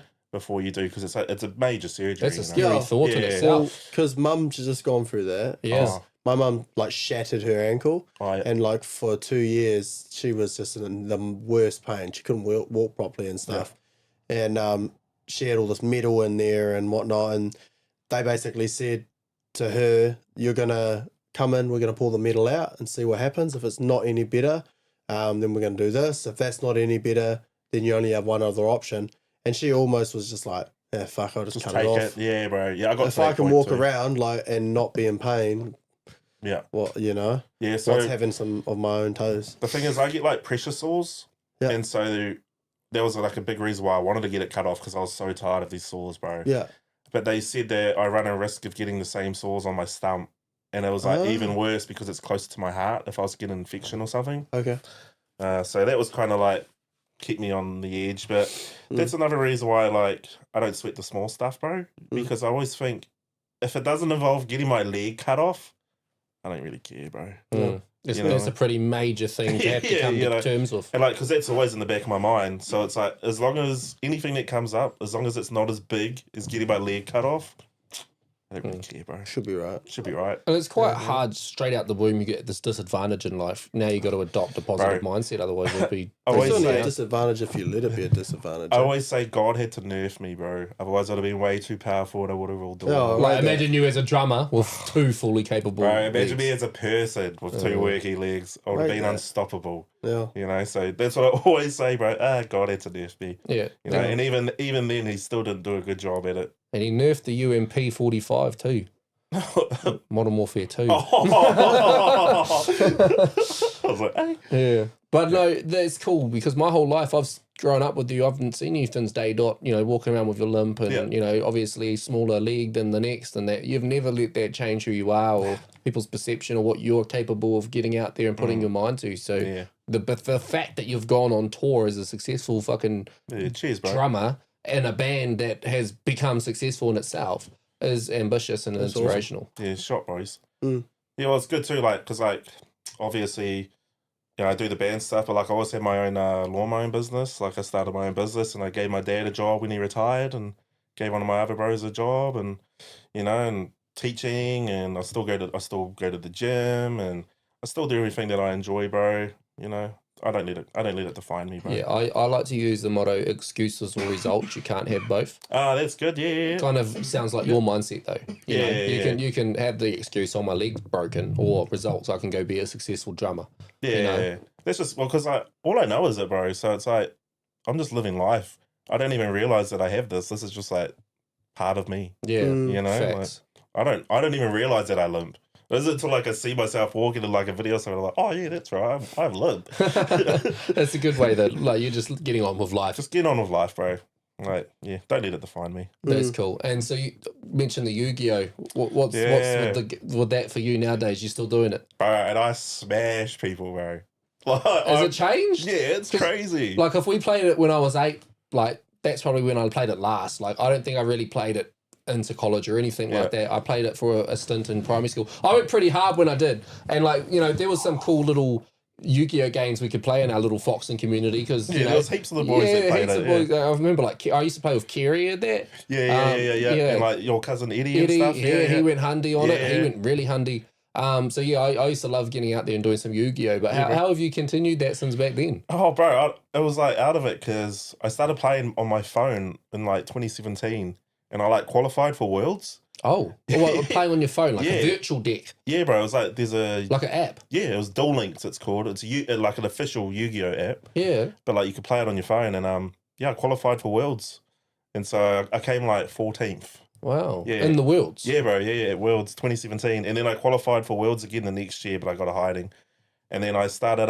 It's real interesting because one of my business things is I buy and sell Pokemon cards. Right. And I started by selling Yu-Gi-Oh cards, and then after a while I thought, I should start actually playing again because then I'll be able to meet more customers. But it turns out I was actually pretty good at Yu-Gi-Oh too, bro, and I could sell cards and win the prizes. Nice. Yeah. I remember as a kid, like you go to the it used to be the $2 shop. I think it was yellow, like across from the video shop. And then you'd be at, like, there was the grouchy old lady with the glasses. Bro, I know who you're talking about. You could buy the Yu-Gi-Oh random packs. Yep. I've ripped those and hopefully get something good. Or the other one was the Dragon Martin Levin. Yeah, bro, yeah. Those were the Yu-Gi-Oh hotspots. I remember as a kid, I'd always want to go get me some Yu-Gi-Oh cards. Yeah. Are the cards still the same? Nah, bro. They're all different. It's way crazy. I remember like the Blue Eye White Dragon and Zodia and shit like that. Those are nothing, Did you ever play Yu-Gi-Oh? You did? That's the only one I can remember. Did you play Yu-Gi-Oh? I remember Seto Kaiba and Joey Wheeler. And the movie. Hey, the movie came out and there's like exclusive cards. Packs, yeah, bro. Yeah. Oh, these are throwbacks. And like I've got a cousin who still plays RuneScape, you know, that reminds me of that era. RuneScape and Yu-Gi-Oh. Yeah, what's bad now, like, bro, my Yu-Gi-Oh deck's like $1,200. Wow. Yeah. And because I'm a max rarity person, so like say there's a 20-cent card or a $200 version of the same card, I have the $200 version. Right. Just because it looks shinier. Yeah. But so how are you getting those cards? Like collectors, Facebook Marketplace, Trade Me's, or how do you get them? Just the Facebook groups, bro. Because like Yu-Gi-Oh is pretty big in New Zealand. I don't really know anyone that still plays. Yeah, crazy. Yeah, it's huge. Like I said, I'm going to nationals at the end of the month. Wow, okay. Yeah, and I've topped heaps of regionals. One time I went to the Oceanic World Championship qualifiers and I made day 2. Like, yeah, I'm going hard at it, bro. What's the prize if you get to the top of those? Money? Bro, nah, bragging rights. Oh, real? Yeah, no money in it. It's just community culture. Yeah. Well, like, one time I won this, like, this envelope, and in the envelope it had, like, a Dark Magician and the Blue Eyes. But, like, I sold it last week for $1,300, bro. What? The envelope with the cards in it. $1,300. Yeah, bro. And I was like, this is the best prize I've ever won. Wow. Yeah, so $1,300. Hey? So that competition made you $1,300. Yeah, bro. Yep. Mean. Yeah, it was pretty mean. It's a way to look at it. It's good too. Like I've met heaps of like some of my best friends through the game, bro. Yeah. You know what I mean? It's actually quite out of it. Because like the motto of Yu-Gi-Oh is like, it's cliche as like, it's not about the game, it's about the friends you make along the way, you know?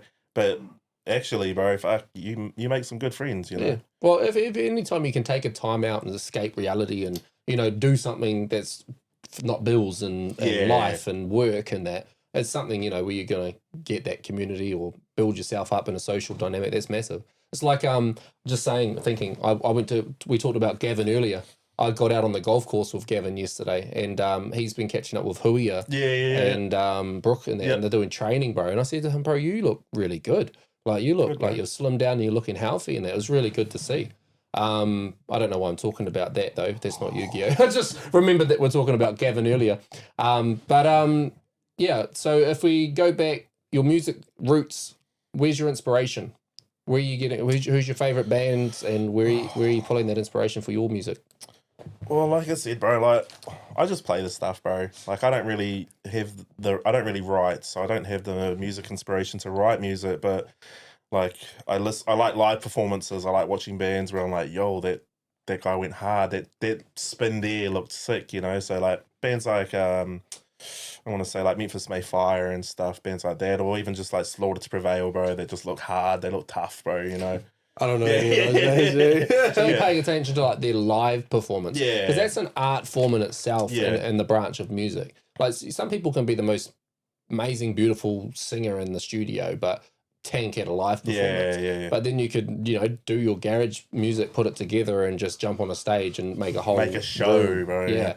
Yeah. Because I always say like people pay to be entertained. Mhm. If they wanted to listen to a song perfectly, they'd sit there and listen to it on Spotify. Mm. So like even when we're playing live and we make some mistakes, as long as the show's going hard, no one even knows, bro. Facts. You know, and that's what I think's important. So when I take my inspiration, I take inspiration from live shows. Just me personally, because That's a cool way to look at it. yeah, well, I mean, it's because I don't write any of the music, so it's no point me being like focusing on what the music's doing. I just like Surely watching. you've had some journey into writing. You've been some inspiration Nah, somewhere bro. and written some piece of something. Literally none, bro. Oh, No, literally none.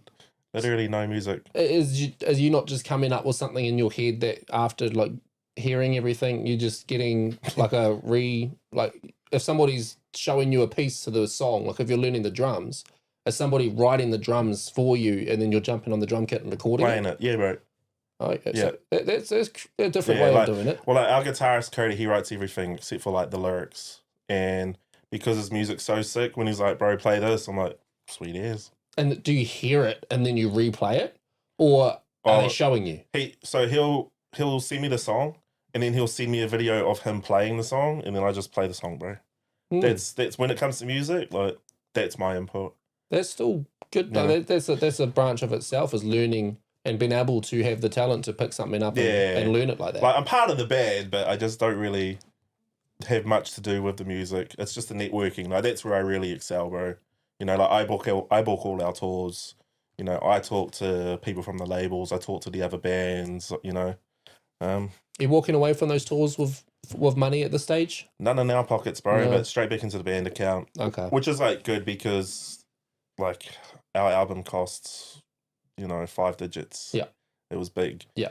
And so I didn't mind not taking any money from the band for ages if it meant that I didn't have to put much money into that, but I still had to put money into it, you know what I mean? So, but it's gone a lot better since we started playing bigger shows, and now we can afford to bring bands over from different countries to tour with us, and we can pay them, and so we've been doing like a big thing we've been doing is tour swaps. So that's how we've managed to get tours in Australia. Okay, so they're doing a show here.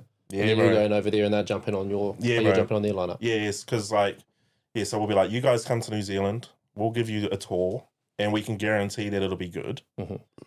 But we would like to come to Australia and do a tour with you, and if it's good, mean. If it's not, still mean. You know what I mean? Mm. All good. And yeah, so that's how we're kind of like at the moment. We've just got we've got a booking agent over there now, so he books all of our shows, and he pitches us for like international spots and stuff. And then we just signed on to a distribution company that have like huge bands, bro. The vocalist from like Suicide Silence, Eddie Humida, he's the owner of it. So yeah, Of the distribution yeah, company. bro, yeah. So Massive. we're slowly starting to build our way up, and Yeah. been Put good. yourself with some good partnerships and rub shoulders with the right people. Yeah, well, like I want to get world recognition. Like in New Zealand, sick. In Australia, sick. But that's not the end all be all. Mm. I want to be touring the UK, the US. 100%, and it's doable. Like, look at LAB and that; they go over the US and shit like that all the time. It's massive. Yeah, well, it's good because there's even a few bands like us in New Zealand that are doing it. Mhm. And seeing them do it, it's really like it is possible. Mhm. You know what I mean? I don't know how. I don't know how you're doing it, but you've done it, which means there's a way to do it, Yeah. you know? Yeah. And you got a niche genre of music, like Yeah. heavy metal, right? Yeah. So you got an audience for that. But you guys have really excelled in putting your place in amongst and solidifying yourself in the scene as a band Yeah. that, you know, can rep the New Zealand banner. Yeah. Yeah, well, we've been around long enough now, bro, you Yeah. know? And we kind of know everyone now, which is good. And yeah, the people that come to our shows, like, they're awesome. Really supportive people. Like, I love playing down south, bro. Christchurch, there's like best place ever to play, especially if you're in a metal band, bro. Yeah. I've played Christchurch a couple of times. Yeah, where have you played? Mad something and Dine. Mhm. Do you know that one? Nah. Mad Crates and Dines or something like that, I think it was called. Oh, okay. Yep. Can't remember the name of the place, but yeah, I had been down there and performed, I think just the once. Oh, yeah. Yeah, no, we love it down there. It's real good down there. We got like actual mates down there, you know, Yeah, that we met through music. yeah. Even our sound guy, because we've just got like our own sound guy, and he lives down there, so yeah, it's good to see him and stuff. That's cool, massive. Well, bro, Phil, before we wrap up with yourself, because I want to bring Matt on to talk a little bit further on his journey in the band and where he's come from. Is there anything else you want to plug or talk about before we bring him on? I just want to say shout out to my sponsors, Double Fives, for hooking me up with all this fresh drip. And yeah, shout out to you fellas for having me, bro. I really appreciate it. It's been good to catch up with you, especially my bro. You Yeah, know? well, massive, bro.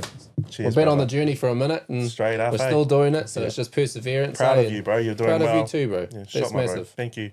You're welcome, brother. Choice. Mate, All right, Matt, and I'll bring you through. I'm not as inspirational as you. All right, welcome, brother, welcome. Do you want to just plug? You know, you're brand new on the podcast to our audience. Do you want to just bring your mic a bit bro. closer, and just give these guys a quick rundown as to who you are and where you're from? Sweet. I'm Matt. I'm the vocalist of the Rising Tide. Originally from Hawke's Bay, but moved to Palmy, I want to say in the last 5 years. It was when Phil met me anyway. But yeah, that's pretty much me. Is that quite a cool statement, though? You know, I'm Matt, I'm the vocalist of the Rising Tide. You know,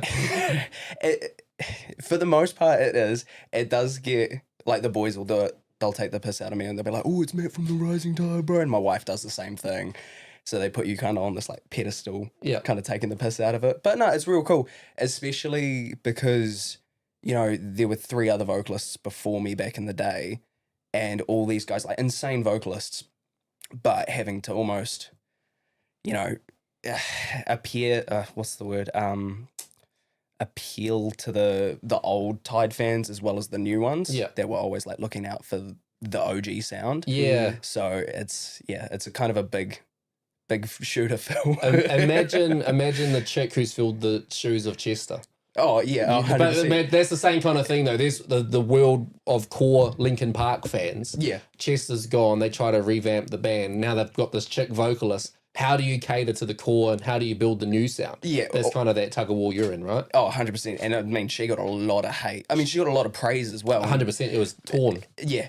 But no, it's just, you see more of the hate, especially in social media, rather than the good stuff. And I don't know if that's algorithm wise, but yeah, it would be more nice to see the good stuff coming out of that, because otherwise it just puts a bunch of stuff in people's brains and they have all that expectation of what the old singer was, where it's not meant to replicate the old singer. It's meant to be something completely brand new. Yeah, but you're embodying the sound Yeah. or the vibe or the feel. Yeah, 100%. And as the singer prior when it was formed, my cousin Mitchell, you know, like I said, he's blood relative of mine. So I'm not being biased or anything, but so when I actually went and I listened to the single you guys dropped recently, and you obviously you're the vocalist on that, bro. I actually thought, damn, this is a piece of music. This sounds really good. I like the composition. I like the sound. I liked the changes. What was the song called? Oh, Deathwish. Deathwish. Yeah. So that's New Zealand on Air single funding granted. Yep. You guys got the grant. I congratulated Phillip. As soon as I seen that, bro, I was like, what a massive accomplishment. Yeah, bro. Now, that's $11,000 they give you, eh? Yeah. And so that music video looks great. The lighting, the mood, the setting, you guys, the story, like you got your little shots in the mirror and that. I went and checked it all out. But what I really liked, bro, is you did what every metal band I think needs to be able to do, and that's pull into the singing vocals, the softer sound, and you know, bring it down a notch. Oh, 100% credit to our guitarist Cody for that. Okay. So we'd never even considered, like, we talked about putting cleans in the songs back in the day, and I think even me and Phil were like, nah, like, you can't do that. You We needed got to stick with the sound. And then Cody came to us with Deathwish, and we were just like, yeah, nah, okay, yeah, this is gonna work. That's single worthy. That's the reason why that was the single. That's the reason why they backed it, because it sounds good. And like when I said about Escape the Fate, I really have always loved that band. It sounded kind of like that, with the way you pulled it back and you did your, Cheers, bro. It sounded really good. It sounded really good. And then the breakdown that came up, it was a really good piece of music. I really liked it. And that's, a New Zealand piece of music. People generally listen to it with a closed mind because it's made in New Zealand. Yeah. If you listen to that from anywhere in the world and you're hearing that for the first time, it can stand on somebody's playlist. And that's what's important. Yeah. And that's why it's, I think landed as a single and New Zealand only jumped on it. But you guys done a great job with that piece of music. Cheers, bro. That means a lot. Thank you for that.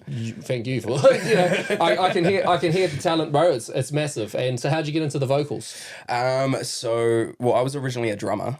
Okay. And I played drums in heaps of bands, and I just got over it, like being in the back and then having to buy cymbals because it's thousands of dollars for you want one cymbal, it's like $300. Right. Whereas all I need, especially now when we tour, I take my little fanny pack and I have my in-ears, my microphone, and maybe like a couple pair of changes of underwear and socks. And that's what's in your fanny pack? That's all I take. You take some spare undies in your fanny pack? 100%. I just roll that up, What's the bro. just in case concept for that? Oh, it's, you change your undies every day. Right. So this is like if we go on, you're going on tour, fanny pack, undies, you're good. If that's a New Zealand tour though. Right. So if we do like a, 2 or 3 runs behind, I'll just, just take my fanny pack, nothing else. If I need anything else, I'll usually just buy it. Yeah. Yeah. You pack light, bro. That's not a bad thing. Well, then you've got these guys like Phil always brings like this massive duffel bag on tour. Not when I go on tour, obviously. When I go on holiday, I'll always overpack. I don't know why. I don't know. Over prepare. I just feel uncomfortable like having to carry around big bags all the time. So if like I've got everything I need, I don't have a bag slowing me down or anything like that. I've got to be prepared for emergencies. Yeah, with your fanny pack. Exactly. Which is inspired by Phil. Okay. And so this is like a new single that you guys have put out, Deathwish. Yep. How was the creation process for that song? That was pretty much Cody, majority of it, wrote everything. So is he laying a demo and a reference track and then showing you guys? Pretty much. He'll send it through the track. He'll be like, what do you guys think? We all just turn around. We're like, yeah, we love it. And then he would send the guitars off to our drummer, Ryan. And because Ryan lives in Wellington, and so he'll remotely just do the drums. Yeah, he's got a studio set up at home or something. So we do it all programmed. So MIDI drums. Oh, okay. Yeah. So the drummer lays the drums in the MIDI. Yeah. Yeah. For the actual track that's coming out. Yeah. For that song specifically. For that song, but then live, obviously, you're adapting it and playing it. 100%. Yeah. Like in the past, we've recorded live drums for songs, but it just ends up being way too costly for something that we could do cheaper. Yeah. And I mean, even the quality of the drums, like they still sound huge. Our drummer can still play it pretty much perfectly. So yeah, he'll send off the drums. Ryan will send the drums back. Cody and Ryan will talk about it for a bit, and then Cody will get me in, and then we'll just track because Cody's got a studio at his house. And because of the album we released before, Cody started becoming our producer rather than us working with someone else. We do everything in-house and then get it mastered overseas. Yeah. And so, me and Cody will just sit down. Either I'll prepare something vocally for it, or, the last couple times we've done something like that, I've either been real sick and been real lazy. And so it'll be like right on the spot, right in the studio, everything we do. Or Cody will have written something like when he did Deathwish, most of that, he wrote the entire story behind the song, and he was like, oh, here's a verse and the breakdown. I need some stuff for this. Can you chuck it in? And yeah, everything else, he wrote the chorus, he wrote the first verse and everything like that. He put a lot of work into that song. Shout out Cody. Yeah, it sounds like he's very the creative driven mindset behind it, being able to, and that's a lot of work. Like I said, I piece together my own beats and that, and when you're doing that, it's a lot of work. Before you can even think about the lyrics, you got to think about the sound. Before you can do the drum, you got to do the melody. You got to mix this. You got to do that. So I understand that fella's work ethic to be able to keep pumping that creative. Yeah, he's a workaholic. Yeah, that's cool. That's cool. I actually think I want to link with him. So what's the big picture? Is it leading to a body of work, or are you just going to keep pumping singles from here? At the moment, I know we're just working on singles. I think we're more or less just trying to solidify the current sound we've got, because each each release has had its own different sound. You know, we've kind of found something that's more of our own. Like the last few releases we did were all sick, but they were inspired by previous stuff the band had done. Whereas this is like, we've just branched out completely something new. It was just tested out completely. And we've got hate for this one. This was like the first time I think we started getting proper hate comments and people not wanting to listen to us because of it. But we've also found a brand new audience because of the clean singing and because of the more melodic vibe rather than just being just angry deathcore screamy music. Look at Bring Me the Horizon, bro. Well, yeah. Look at where they were, 2000 and early stages, and you got like Pray for Plagues and that, and then you've got what they're putting out now.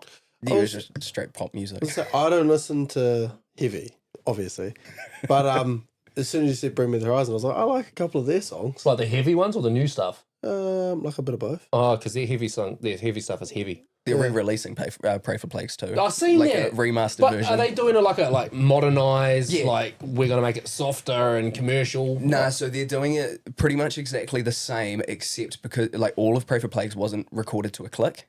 Right. So when they were all tracking it, the drums aren't even to the time. Yeah. And I watched an interview. I think it was Nick Nocturnal and Ollie were talking, and Ollie said he didn't even know half the lyrics at the time. Right, so he's just reading them. Yeah, and at the time as well, they were just writing songs about like, you know, horror shit, like every death metal band that they sing about.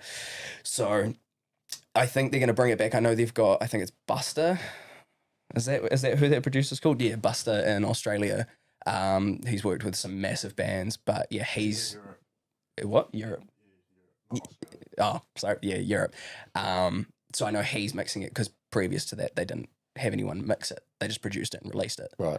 So I think they're just putting a lot more effort into it now. But are they capturing the same sound and redoing it? Yeah, because then you got like Falling in Reverse, and they've gone back and like reimagined this shit where they've like grabbed like, you know, I'm Not a Vampire. Yeah. And did this with it instead. You know what I mean? Like they've gone and turned it into a whole like orchestra. It's a completely different song. They've reimagined it rather than redone it. Yeah. Oh, I think they're trying to do it the same, just better. Okay. Yeah. Well, that'll be interesting. Is like, you know, that's a throwback. Yeah. Oh, totally. 100%. And like, I loved that album growing up. Like that was Diamonds Aren't Forever and all that.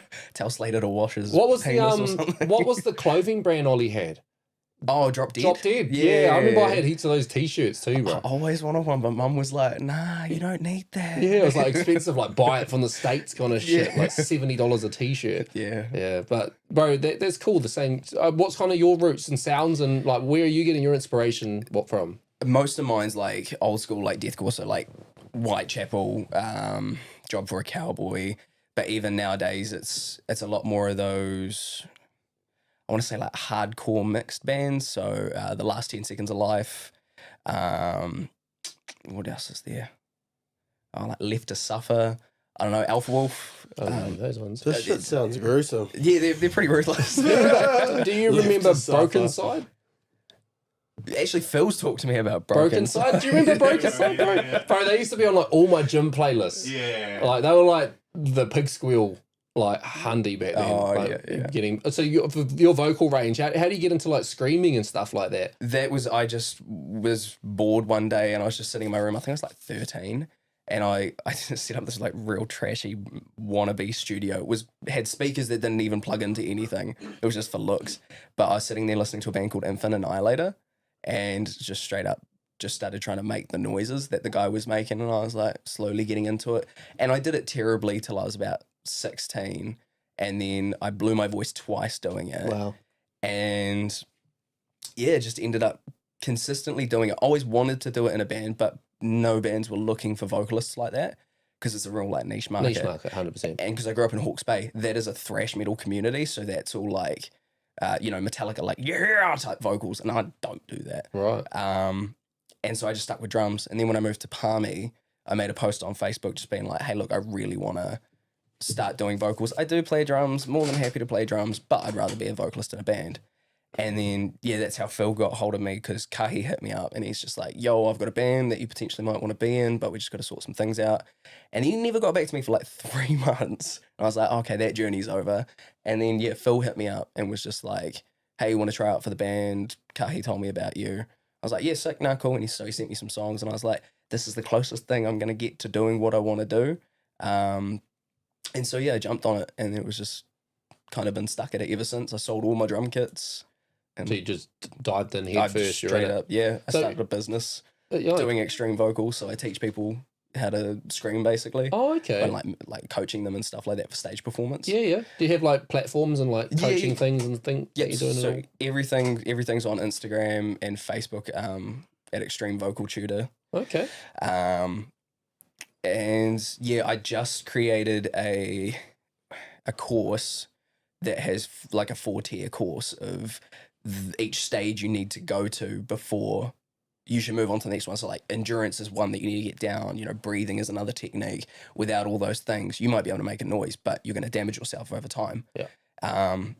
Which I'm tragic for, it used to be tragic for damaging my voice because I never used to look after it. Yeah. Yeah. So I'm talking about doing 4 hip hop songs back to back. Imagine doing 4 metal songs, 4 nights, I should say, 4 nights on a tour back to back. it's pretty ruthless. Yeah. Like, strained, I can imagine. yeah, Raw. our first time in Oz, when we were with The Weight of Silence, and we played Gold Coast, it was like first time I've ever left the country, and I was stressing out. I was pretty freaked out that we're in another country, and I would chain smoke cigarettes when I got stressed. That wouldn't help. Nah, Nah, that was the dumbest you decision. sound like just a durry Yeah. fucking mouth going on. But then obviously with a 4-hour flight and I smoke, so I'm like, oh, I really need to fucking smoke. Yeah. And so yeah, finished the 20-pack before the show and got through the set and then got to the second to last song and we just finished it and I looked at my guitarist and I was just like, I'd lost my voice. I couldn't You speak. couldn't do the finale. I was like, I was screwed. And my biggest mistake was I just walked off because I couldn't tell anyone anything because I had no voice. Yeah.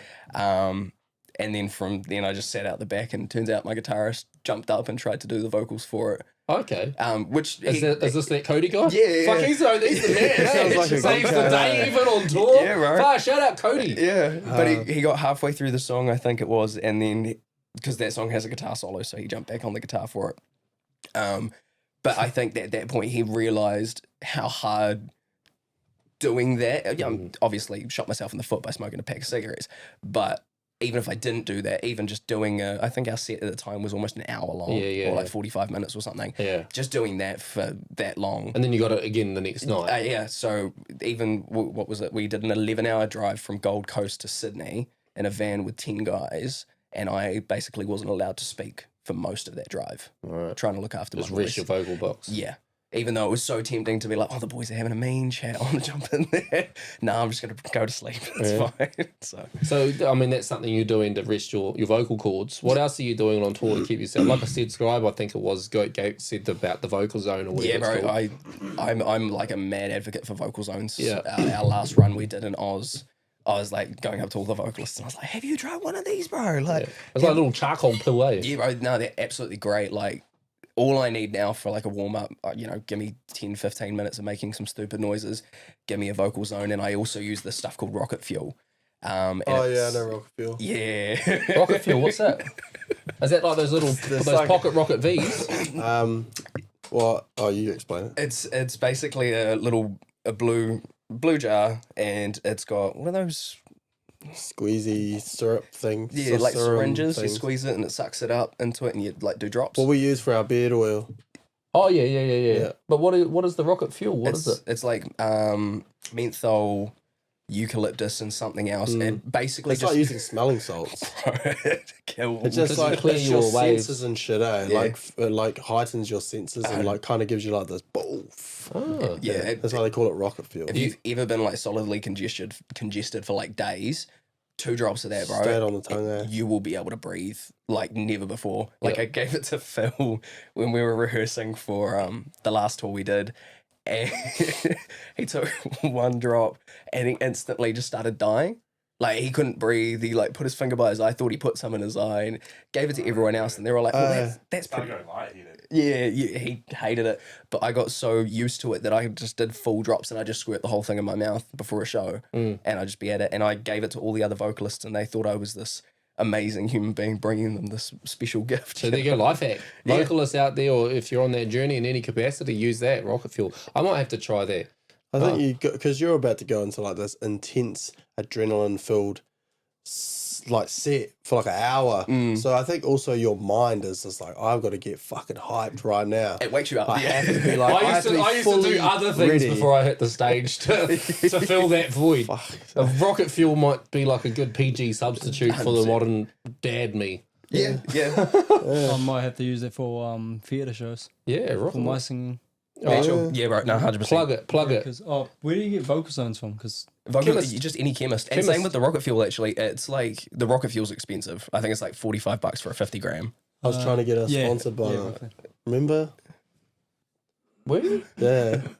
I was talking to the bloke on the Facebook, on Oh, the Rocket Fuel Facebook. Remember? yeah, That's what I yeah. was going to say, but then I was like, I won't say anything. Oh yeah, we'll pick that conversation back up if you're out there, or But fucking anyone else. terrible at replying. Anyone else out there that wants to sponsor the Making a Statement podcast, then hit us up and plug us, because we definitely want to try and make those networks and those connections. Rocket Fuel would be dope, though. Rocket fuel, yeah. I need it because you can see every time I look baked, I'm like, I don't even smoke weed, but I'm just tired. And this time of night, I was like, maybe Rocket Fuel. Rocket would fuel just be before the bold. podcast, boom, and then you're like, it looked hyped and woke before the It'd end be of a the good ad. yeah. You'd see Do the it live on difference. camera. Are We you might have sick to- of being like this? You could be like this.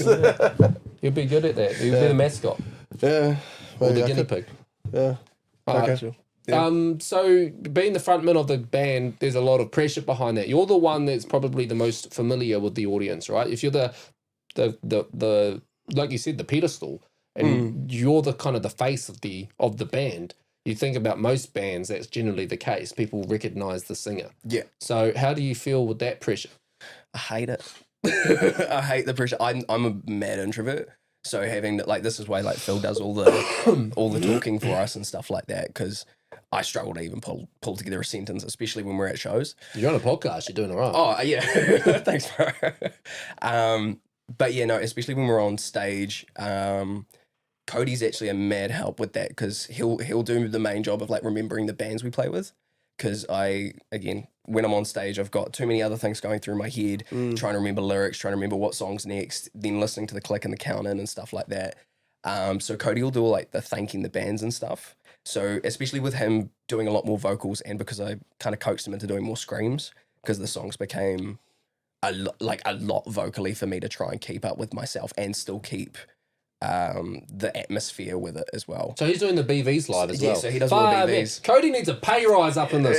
Yeah, Man, he's shout doing out to Cody. He's doing the BVs and the screams behind the scenes live as well. Yeah, bro. Wow, Cody. Workhorse, bro. Cody. Yeah, me and Cody will do like little vocal sessions. So when I first started the vocal tutor thing, he was like not one of the first students that I had, because he never like signed up, but he came to me for like help and advice and stuff like that. So we've been slowly trying to grow his voice to a point where he's comfortable with it.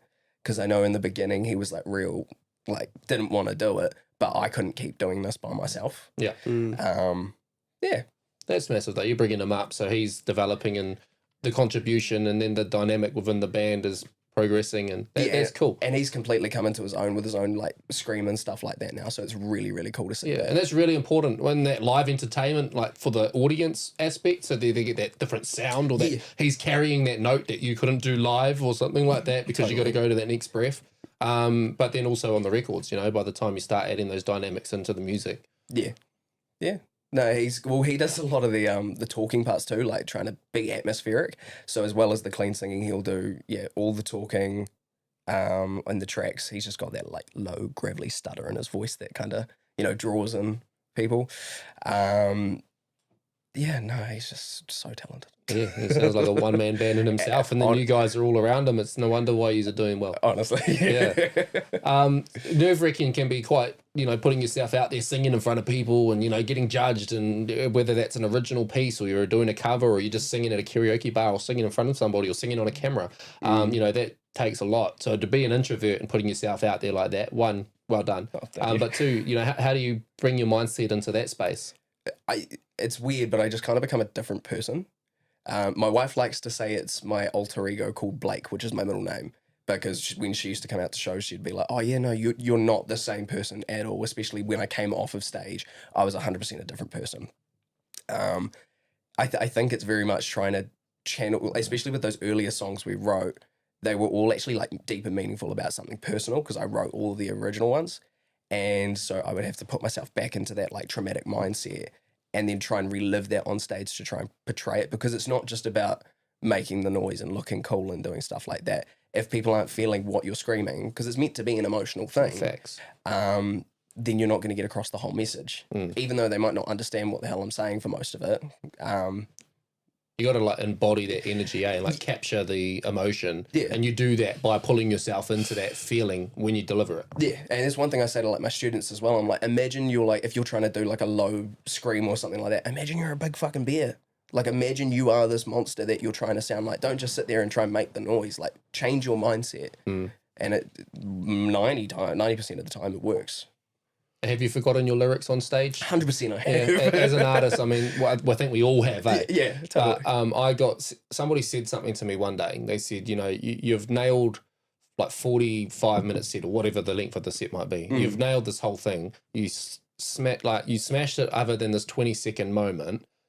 Nobody noticed, and you're flooring the other 44 minutes and 40 seconds in which you nailed it, and thinking about the 20 seconds that you didn't. Yeah. When no one even noticed that in the first place. And that really made a difference to me, somebody saying that, because it made me realize how minuscule that moment was. But I still walked away from it going, I fucked up that one. Oh, 100%. I forgot my words. Yeah. But at the end of the day, I was forgetting the rest of it that went to plan. Yeah. So how do you deal with those moments? Well, in the early days, it was very much just stay, like, if I forgot the lyrics, you know, people didn't notice because no one knew what I was saying anyway. So I just make noises over the top, and I'd still do that. You could get away with it in your genre. You could do that. Yeah, right. Well, there's a part in, I can't remember what the song is. It's called Bewildered. It was off the album we just released, and there's I call it the Donny Thornberry. You know, the Yeah. So there's a part that I don't actually remember the lyrics for. So I literally just channel my inner Donny on stage, and I'm just like, and that passes. No one knows the difference. I need to listen to your guys' music. I got no idea what I'm talking to you guys, all right? I've not heard a single song, and I don't listen to the screamo heavy metal stuff. I'm just sitting there thinking, I wonder what music you guys are playing. I'm sitting there thinking, I want to go and listen to it now, because I'm like, What did you say that song was called? Bewildered. Bewildered. Would have to I want to go listen to that, see if I can But find Deathwish is the other one to listen to. Deathwish is 100% the one to listen to. Let's quickly talk about that. How did you guys react when you got the single grant? Overwhelmed. Yeah. Like, I think I let him know, eh? You did. You didn't even know. Nah, you told me. I told him. Get the funding. Yeah, because I got like an email notification, because I don't think I was in that funding round, but I've applied before, so I get the outcome. oh yeah. And I seen your guy's name on there. I was like, holy shit, bang, congratulations, brother. Like, that's huge. It was yeah, honestly, madly overwhelmed by it, because we didn't have any plans for anything else. We had a single in the works. I personally didn't even know what was going on. And then all of a sudden, oh yeah, we've applied for funding. 9 times out of 10, we're probably not going to get it. And we got it. And so all of a sudden we're like, oh, well, now we've got all this stuff we need to get done because we've got the money for it. Now we don't have to grind to just do it. So definitely a mad like stress relief. That's for sure. 100%, because you got this big budget now to do something spectacular and create a real life vision with this piece of music. Yeah, and we could go all out with it too. We didn't have to sit there and think minimal about anything of, oh yeah, we can't afford this, that's going to cost us another $1,000. We were just like, nah. Like, I think, what was it, Cody bought 1,000 candles, like LED candles, and we sat there during the shoot just putting batteries in some of them, turning the other ones out, pulling the tags, and we did 1,000 of them. So there's a full music video for it. Yeah, It looks really good. I'm It's gonna out. go, that's what I'm going to do after this. I'm going to go and watch that, and then I'll get a taste of your music, and I'll get to see this video. So that's the one where there's the singing, and you guys have pulled it back and gone a bit softer with it, and it's actually a really, really good song. The breakdown obviously needed a breakdown. It did its trick. Yeah. The music video though, I like how you guys played the storyline characters as well. Yeah. That was good. That was good. Make the most of that. Put yourselves in the screen time. Oh, totally. Yeah. With sorry. No, you go, bro. With the funding in that, was it NZ On Air? Yeah. Do they, like, after the product's done, do they, like, help push it out with that as well? Like, do they have anything to do with the after? I don't think does they it do go any up? of the publishing or anything like that. I think it was just I could be completely wrong on that. Yeah. Cody's the one who kind of deals with all that. Shout out Cody. Yeah. Shout out Cody again. But all I knew is, like, we had to put the watermark on the thing. And, Because you know, is it C4? Did they have NZ on air? That Where did used I to be. That they used to used be to, it. yeah. Yeah, like the Vodafone Select Live, I think, used to be Oh, was it? presented by it and stuff like that back then. I think. Yeah, because that's what I was thinking. Like, does it get played on those TVs and stuff like that? Yeah, I I'd be mean, sick if there it would did. there would be Yeah. there would be some channels that it helps get into. I think because they do like their own publishing and to their own playlists of some of the songs that got the grants and stuff like that. Yeah. So it's probably included in some of that. people are going to want to see where the money's gone. So Yeah. Yeah. So that's cool though. Big congratulations. When did you get the funding? It wasn't that long ago, eh? Last year. I can't actually remember off the top of my head, Phil. Must be last year, eh? Last year we got the funding, but we actually got given the funding in March. Yeah, that's right. But you had pulled the music video together quite promptly. The music video was shot in end of January 28th. Yep. I vaguely Yeah. remember. And because Cody wrote the script and everything with the director, so he organized everything, basically set everything up for us to just walk in, set it up, do what we needed to do, and then that was it. Yeah. So we did two days of filming. First day was just spent doing like band shots and stuff like that, and I think that night we shot your solos. Or your sad solos, yeah, because each person had their their vice scene and then their, coming out of the vice. Yeah. There's quite a deep song, and then we shot Ryan's. I think the next day we went back to Cody's house and then shot the rest of his shots and his resolution. Sorry, yeah. So they had a vice and then a resolution at the Yes. end. Yeah. I can't recall. I think it was the Rising Tide though. Did you guys do a music video on the beach, bro? Was that you? Bro, You set up all the band out on the beach, eh? And just put all the gear out there and shot a video of like a drone or sense. something, eh? That was all day. Yeah, like that. Like if you think about the music video, the quality that we user got into, even though that was pretty well done for what it was, but concept wise, pretty basic. Look at where this clip is now. What a switch up, eh? Like what a progress, what a leap. Well, that's well over 10 years old now. So I think that was when Mitch was still in the band, eh? Right, yeah. Yeah. that's when Tohi was a vocalist. So yeah. Yeah. So that, bro, like I've been following you guys for some time, bro. It's cool. I like that we're sitting down having this conversation. Yeah, bro. Can you? There's a few different types of screams. Yes. Can you maybe quickly give a couple demonstrations? That's gonna be loud. Just pull the mic back, and I just want to hear just some wanna- shit live. Well, you got the goblins, which are the Oh yeah, it's full Lord of the Rings. so it's the goblins. Yep. What else we got? There's like my standard low, which is a. And then my filthy lows, which are like called gutturals, which is like you'll hear it, but it's like you hear the gurgle. Wow. So yeah, It actually It sounds sounds like the clean. water going down the drain. bro, it's the incinerator. You put the incinerator on. Fuck, that's outrageous. That's Squeal. sick though. Well, now my throat's a bit dry, but yeah. That one's OG too. The first one you had it. The first one. You shouldn't have did the third one. Yeah, I know. Make myself look bad. I feel like you're probably gonna give the neighbours' kids some nightmares. You're gonna get my kids know. Because I low-key heard that echo Oh, really? outside, so I was like, oh hell. I think it's Mr. Boogie. That's all right. Before we bought our house, we had to pre-warn all our neighbours that I'd sing in bands and Yep. stuff like that. So the guy we bought the house off of had to go around because he rents all the houses out, and he's just like, pre-warning, the guy's a metal singer, and they're like, oh, cool, so we're going to hear like Metallica and Iron Maiden. And they're, oh no, Nah, it's dying gonna, pigs. It's going to sound like pigs are getting slaughtered next door. Like. Yeah. But then we've had no noise complaints, no nothing. I've had one of the neighbours, nice guy, got 3 kids, all that type of stuff, came over and he's just like, that sounds real strange, but I understand you're doing it for what you love. And I was like, thanks, bro. that's I respectable. really appreciate that. Yeah. So I've offered his kids vocal lessons if they want to do it. Fuck, my kids come home and they're like, jeepers. That's crazy. It's sick. Like, I couldn't do it, man. Oh, bro, it takes some fucking practice and talent Yeah. to do that. Yeah. I'm going to tell you, bro, I've recorded a bit of a metal track. I'll show you on the way out. I'll put you in my car real quick and show you a Yeah, demo.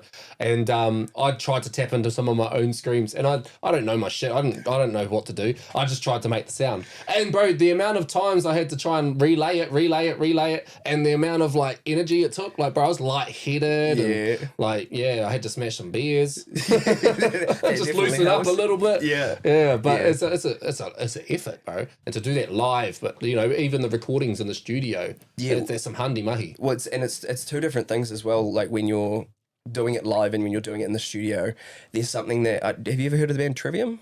No. Like American metalcore thrash metal. The vocalist Matt Heafy, he was doing something where he was talking about his tracking process on how he does vocals, and he's like, you know, how hard it is to do a 45-minute set when you're jumping between singing and screaming. So he made the example of when you're recording, you put 100% effort in. Mm-hmm.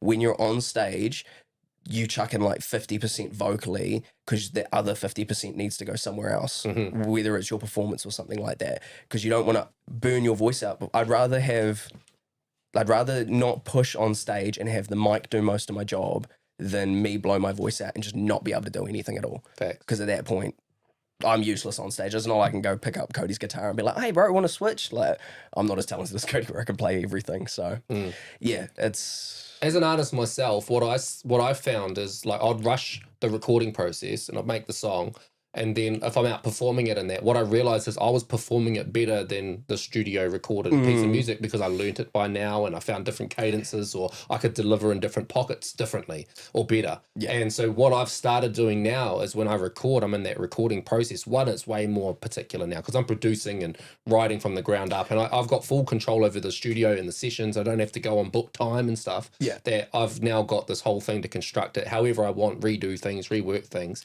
But I deliver it with the mindset of I'm delivering this with 100% to an audience, because I don't want to then look back on it and go, I wish I performed that better. And I'm not, you know, the live performance is better than the music. Yeah. Because, that's what was happening, I feel. Yeah. In my world. Which I can relate to. I feel that with like, especially the first EP we did as a band, like I'll listen back to a couple of those songs and I'm just like, I've done way cooler things in that song live than we ever did. But you know, we had a deadline. We'd booked someone to produce us at the time, and like I had to have something written. So I was like, okay, just pull something out of my ass. Let's go. Let's bring it. And like now with even the EP after that, where in my job at the time, I could sit down for like most of the day and just write music and listen to music because I just had to wait for people to come in. I was a receptionist at a tattoo studio. Yeah. How do you write that? What do you mean? Like the screaming. So you just write like normal lyrics, but and then you scream them like that. Yeah. So a lot of it is because with screaming, it's a rhythm based thing. Right. So like instead of your guitar where you're trying to go for melodies or anything like that, because I grew up being a drummer, everything for me was rhythm. So all I needed was like if you gave me a da da da da da da da da, I'll put a word to each of those syllables or each of those beats. Yeah. And then I'll chuck a scream on that. And whether or not it's a consistent breath or if it's like, choppy going or whatever. Yeah. Yeah. That's really interesting because mine's backwards because I've come up rapping. I used to just rap to other people's beats. And now that I've switched to producing, I find my melody pockets the same way as I'd find my flows on the beat. Because then I do a flow like da da da da da da da da da da da da da whatever it might be, and then you can kind of grab a melody from that and go da da da da da, and then you can make a melody out of what the flow would be lyrically. Yeah. So for me, I kind of work backwards, but I know exactly what you're talking about through that same method. Yeah. I just found it was the easiest way, and especially because every time I did try and like write lyrics, like when we did our first music video, the song was "The Hope We Die For." And it was our hit at the time. I wrote that sitting behind the desk without the music at all, and how much of a pain in the butt it was to go into the studio and translate it, and then go, oh well, this phrase goes for this long, but I still want to keep these lyrics because I want to mean the things that I'm saying, and so it was just a mad pain in the butt. So especially with the album and Deathwish, like even the breakdown for Deathwish, it was we sat there, we listened to the song, and we were like, okay, cool. I'm going to hold a big ass long scream here, and then I'm going to come in with some like ruthless ass phrase that just like punch people in the face or something like that. So you're writing to the music. Yeah. And now you're making it purposefully built to what that section of the music is Yeah, it makes allowing. it blend a little bit Yeah. better rather than it just feeling like, oh, okay, he's grabbed his lyrics and he's doing this, just Yeah. mash it together. I've noticed that too. As an artist, I used to write and I'd write whatever. And I still do. I can write concepts now, but I know now that I'm writing the idea and I'm most likely going to modify it as I need to fit with the production piece. Yeah. Whereas I used to write it and then try to squeeze it onto a beat. And then Yeah. that way I was like out of beat, or I just wasn't hitting things as I could have, or making the most of the space on the beat to allow that original sound. Yeah, totally. So I love that you're talking about the creative process. Do you have any crazy tour stories yourself? I mean, the losing my voice was pretty crazy. Yeah. Especially because after that, the band wasn't really talking to me because I just walked off stage. So we had a little bit of a not talking to each other pretty much. But I went outside just trying to be proactive, and I was like, I'll load the trailer up with all the gear, and didn't notice that it wasn't hooked up to a truck or to the van. So I stood on the back and put like, I don't know how much, maybe 40 kgs worth. Did the gear tilt out? The trailer tilted and it came down and smashed me on the top of the head. And so I was like, no, fuck, no, I'm done. I just went and sat in the van, and because the Weight of Silence had like, I don't know, crates of Monster. And so I just grabbed a bunch of those out of the chiller, and I was just holding it on my head and just waiting for us to go. And I was just like, it was not a good experience on tour, but it was definitely a good learning experience. Well, memorable. I You now wish I know to didn't put remember. the trailer on the ute or whatever. Yeah, don't chain smoke and don't smack your head on the ute. It'll be Yeah, fine. and communicate if you have to walk off stage. Exactly. Communication's key. Exactly. And then everyone would have been, saving grace, everyone in the good books. Yeah. But yeah, we learn from it. Absolutely. We haven't done our hot topic with you, bro. So before we close up and we wrap up, I want to pull a hot topic. We had two pulled before. Cuzzy DJ TJ, he must be using the one that was in the left hand. Where is it? Is it on the book? I think I lost it. Oh, great. You haven't moved. You've been in the same spot. Hey, one job, Cuzzy DJ. One job. Oh, shit. All right, here we go. Brand new, refreshed, hot topic. Whatever it is, we'll talk about it. Oh, wow, that's small. What we got? Okay, this one is from No Name. Okay. So it's older Way one. back. Way back. Bad Way back. Habit. Bad habit. Biting my fingernails. You No, still buy Angela. them? I don't as proactively anymore. Like I went and got a manicure and shit back for Arohali's birthday. But no, my slip up is if one breaks, because like my fingernails are quite brittle.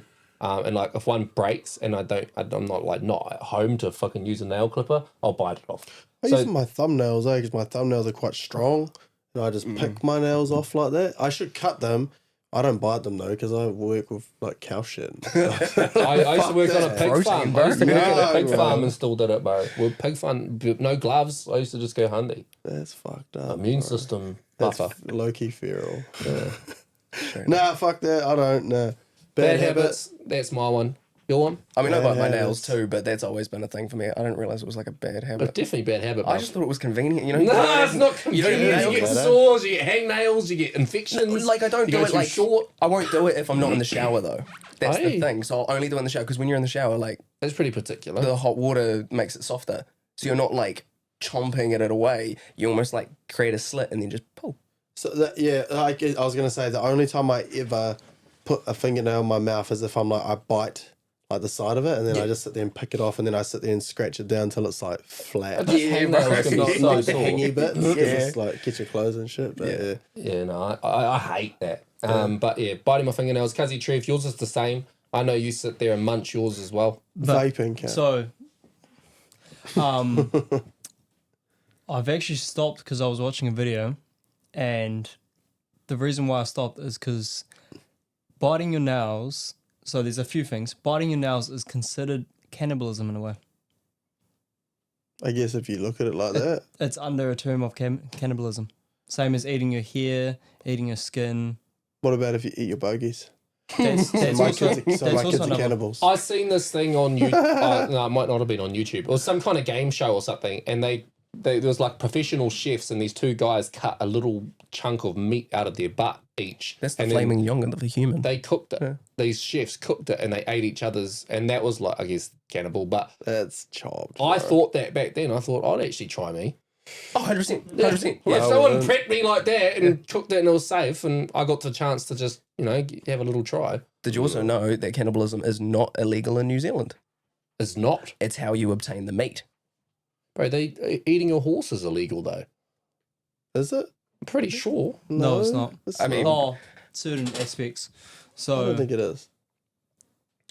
But A I lot used, of I used to be at a course with the guy who was in the medieval market. They used to do the cosplay, like jousting and that. And they wanted to do this big feast and hold on. No, that was zebra. You're not allowed to eat zebra. Oh, hold on. Don't worry. Wrong I think horse. they ate horse instead of zebra. Wrong horse. That was the story. Fuck's sake. All right, so you are probably allowed to eat horse, but you're allowed to eat humans. You can eat humans in New Zealand. It's just dependent on where you get the meat. We probably need to fix that law. Yeah. Some people might be finding loopholes and going full Well, like if you. Jeffrey Dahmer. Well, that's the thing. If someone like offers you an arm and you're like, hey, you want to like slow roast my arm? You can. Right. Oh, What if they takes his backsies? And they go, Then they you're cut my arm off and ate me. Get them to sign a waiver before. Yo. yeah. Stat dick, yeah. Don't fact hold check me on. on that. That was from my wife, by the way. no. I got something on that. How do you spell cannibalism? Mine's Bad habit. eating shit food. Eating shit food. Yeah, that's a bad habit. Yeah. Like, it just, Especially especially if I'm down, or not down, but like if I'm feeling overwhelmed by stuff, like work or something, I'm like, man, I just want a snack. I just don't want to cook. I don't want to make food. I just want a snack and just like curl up. I've Which I did started. today. Hence why I'm in like cozy clothes, because I was just like chilling all day. Just eating squiggles. I've started going off sugars and that. I've just not into it as much. There it is. I remember seeing this ages ago. There was a guy who chopped his own finger off and cooked it and ate it, and he was from Christchurch Why do you do that? because he was curious. Phew. Do you blame him? I mean, I'll probably get curious, but I don't think I'd fucking cut my finger off. So No, it's take like he a slither. he or wasn't something. on any drugs, any alcohol, but he was mentally not stable. Well, sounds about Sounds right. But Yeah. now he kind of regrets it. So Fair no enough. shit. I would too. Yeah. Should we Wonder bring him what on the finger- podcast, eh? Wonder what finger he cut off. All right, if you know him, bring him on, hit him up, tag him, reach out. We want to bring him onto the podcast and talk to him about that. And anybody else out there, I want to talk to people that talk to huckaboogers. We want to do a Ouija board in here. No, we don't. You do. I do. That'd be interesting. I have to come out here and work by myself in the middle of the night. I do not want any ghosts summoned in this fucking place. I want to talk to people that talk to the dead and do it in here on We'll do the this camera. episode at your house. There's huckaboogers at your house. try finding a flat earther. Flat earther. Yeah, I mean, that's a That'd whole be nother. interesting. I want to talk to someone about UFOs. And bring You're them on. obsessed with that If shit there's at someone the out there that wants to talk about UFOs, so just anyone out there with a story to tell, you got a unique background, you come from somewhere and you got something to say, then reach out to us. We're always looking for guests. Our upcoming guest is like a mortician, so that's going to be an interesting episode. And our last guest was with a guy who was with the Navy. He ended up teaching in Thailand, and now he's running for an electoral seat in the Beehive for the Opportunity Party. So awesome podcast. Go check us out if you haven't. We are the Making a Statement podcast. We're all about breaking the stigma. Before we wrap up, bro, I asked a question to all of our guests, and that is, what's your thoughts on Making a Statement podcast now that you've sat here? And Phil, I'll get you to chime in too back there. What's my thoughts? Yeah, what's your thoughts on our podcast? It's amazing, bro. Considering like New Zealand-based stuff, like you don't see a lot of this type of stuff. Well, I personally haven't.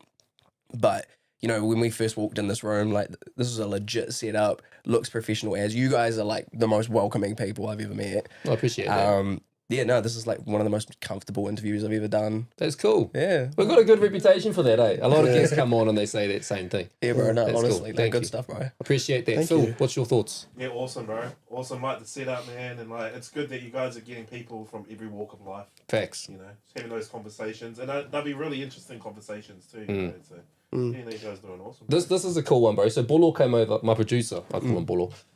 He came over and we were working on some music last Wednesday because he was doing block course down in Otaki. So he's staying in the Vin. And he goes to me, oh, this guy from course, he's a Highway 68? That's the gang? He goes, he's a Highway 68 member. And I ended up saying to him, oh, I'm going to go do some music after course because they're doing something, they're trying to link up something. He goes, oh, I'm going to Foxton to go blah, blah, blah. And he goes, oh, you might know, I don't know, Dills, blah, blah, blah. And he goes, oh, is that the podcast guy from Foxton? And he's like, yeah, I watch his podcast. And I was like, That's different. Like some dude from the gangs down those ways is like just listening, chiming into our podcast. He's a Yeah. biker gang. Biker gang. That's at the Highway 68. Yeah. So they're more a biker gang than a gang. Yeah, well, there we go. But they're still cool, you know. It just shows the different reaches of the pockets of people out there that we're Diverse reaching. audience. Diverse audience, and that's happening because we're getting diverse guests. So, now thank you for joining us, bro. Before we wrap up, we finish with what are you grateful for? So, if you can sit there right now, think back to the week that's been. What are you grateful for? Well, for the band wise, I'm grateful that we're now working with Arson Theory. That's a massive thing. The distributor. The distributor, Yeah. yeah. So that's huge for us. Even just some other bands that are working with that company are some of the bands that I look up to like massively. Grateful otherwise, making it through the week. Grateful for my family, having my little bubba around and How old? Sponsors? 2.5. Oh, cool. Yeah. Oh, and can't forget the sponsors. Sponsored by Loaded. Shout out, Loaded. Shout out Loaded. And as Phil said, 555s. And I don't have it on me, but big shout out to Upends for the sponsorship as well, our vape company. Shout out, Sponsors. Upends. And shout out to Cam. Cody. Cam? Cody. Cody. His little blank face. Yeah, it was like- man. I was like, cricket's like, who's Cam? That's right, now Cody. There we go. Yeah, no, Oh, shout out to shout Cody. out Shout out to Cody. He sounds like he's a fucking workhorse and creatively a very backbone of the group. So Very that's much. very important place and position that he has within the band. Sorry we couldn't have you joining us tonight, bro, but just want to say your shout outs too as being a part of the Rising Tide. And who else in the group that we've missed? And Ryan. Ryan. Oh, and our sound guy, Sam. So Yeah. shout out Sam. Much love, Sam. Shout out Ryan. Shout out Ryan. And what's next for you as a collective? Make some more music. More music? More tours? shows. Just keep pushing ourselves out there. Try and branch out. Get, Europe, UK, overseas. Not just Australia, but just everywhere. Yeah. Yeah. We need to do a Rising Tide Dills collab.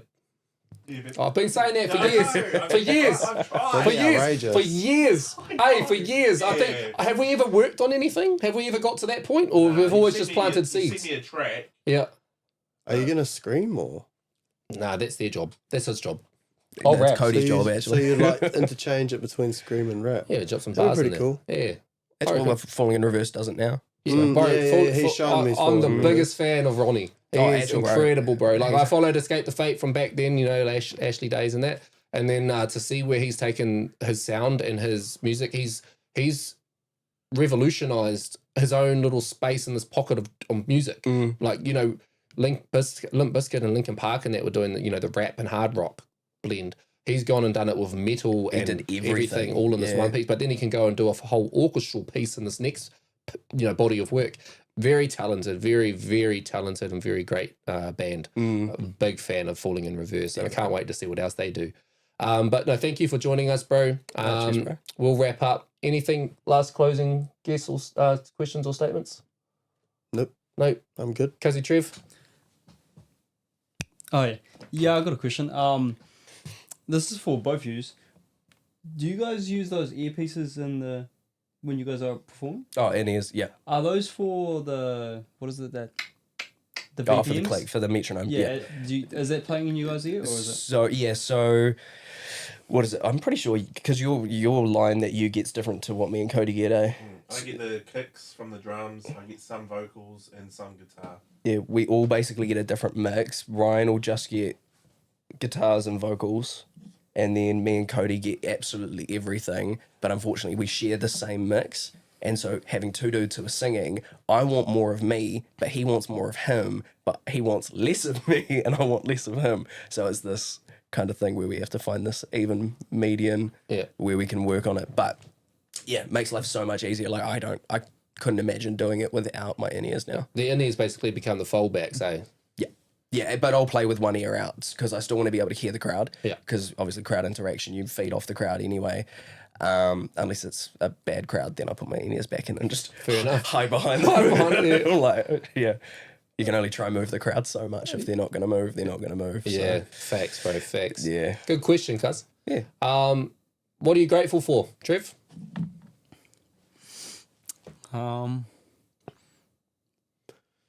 Money. Seems like that's his thing this week. Facts, money. Is that it? Yeah, he just mic dropped. Man. Brother E, what are you grateful for? My grandparents. Cute.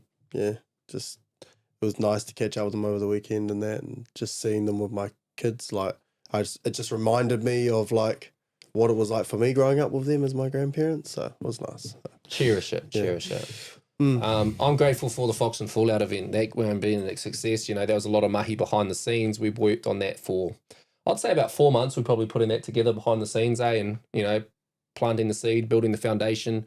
I was on the ground being the one in Foxen, so I was doing the letterbox runs and, you know, trying to organise the posters and getting those up in the shops and, you know, getting the venue sorted and just orchestrating a lot behind the scenes. And there's a lot of mahi that goes into putting on gigs, you boys know.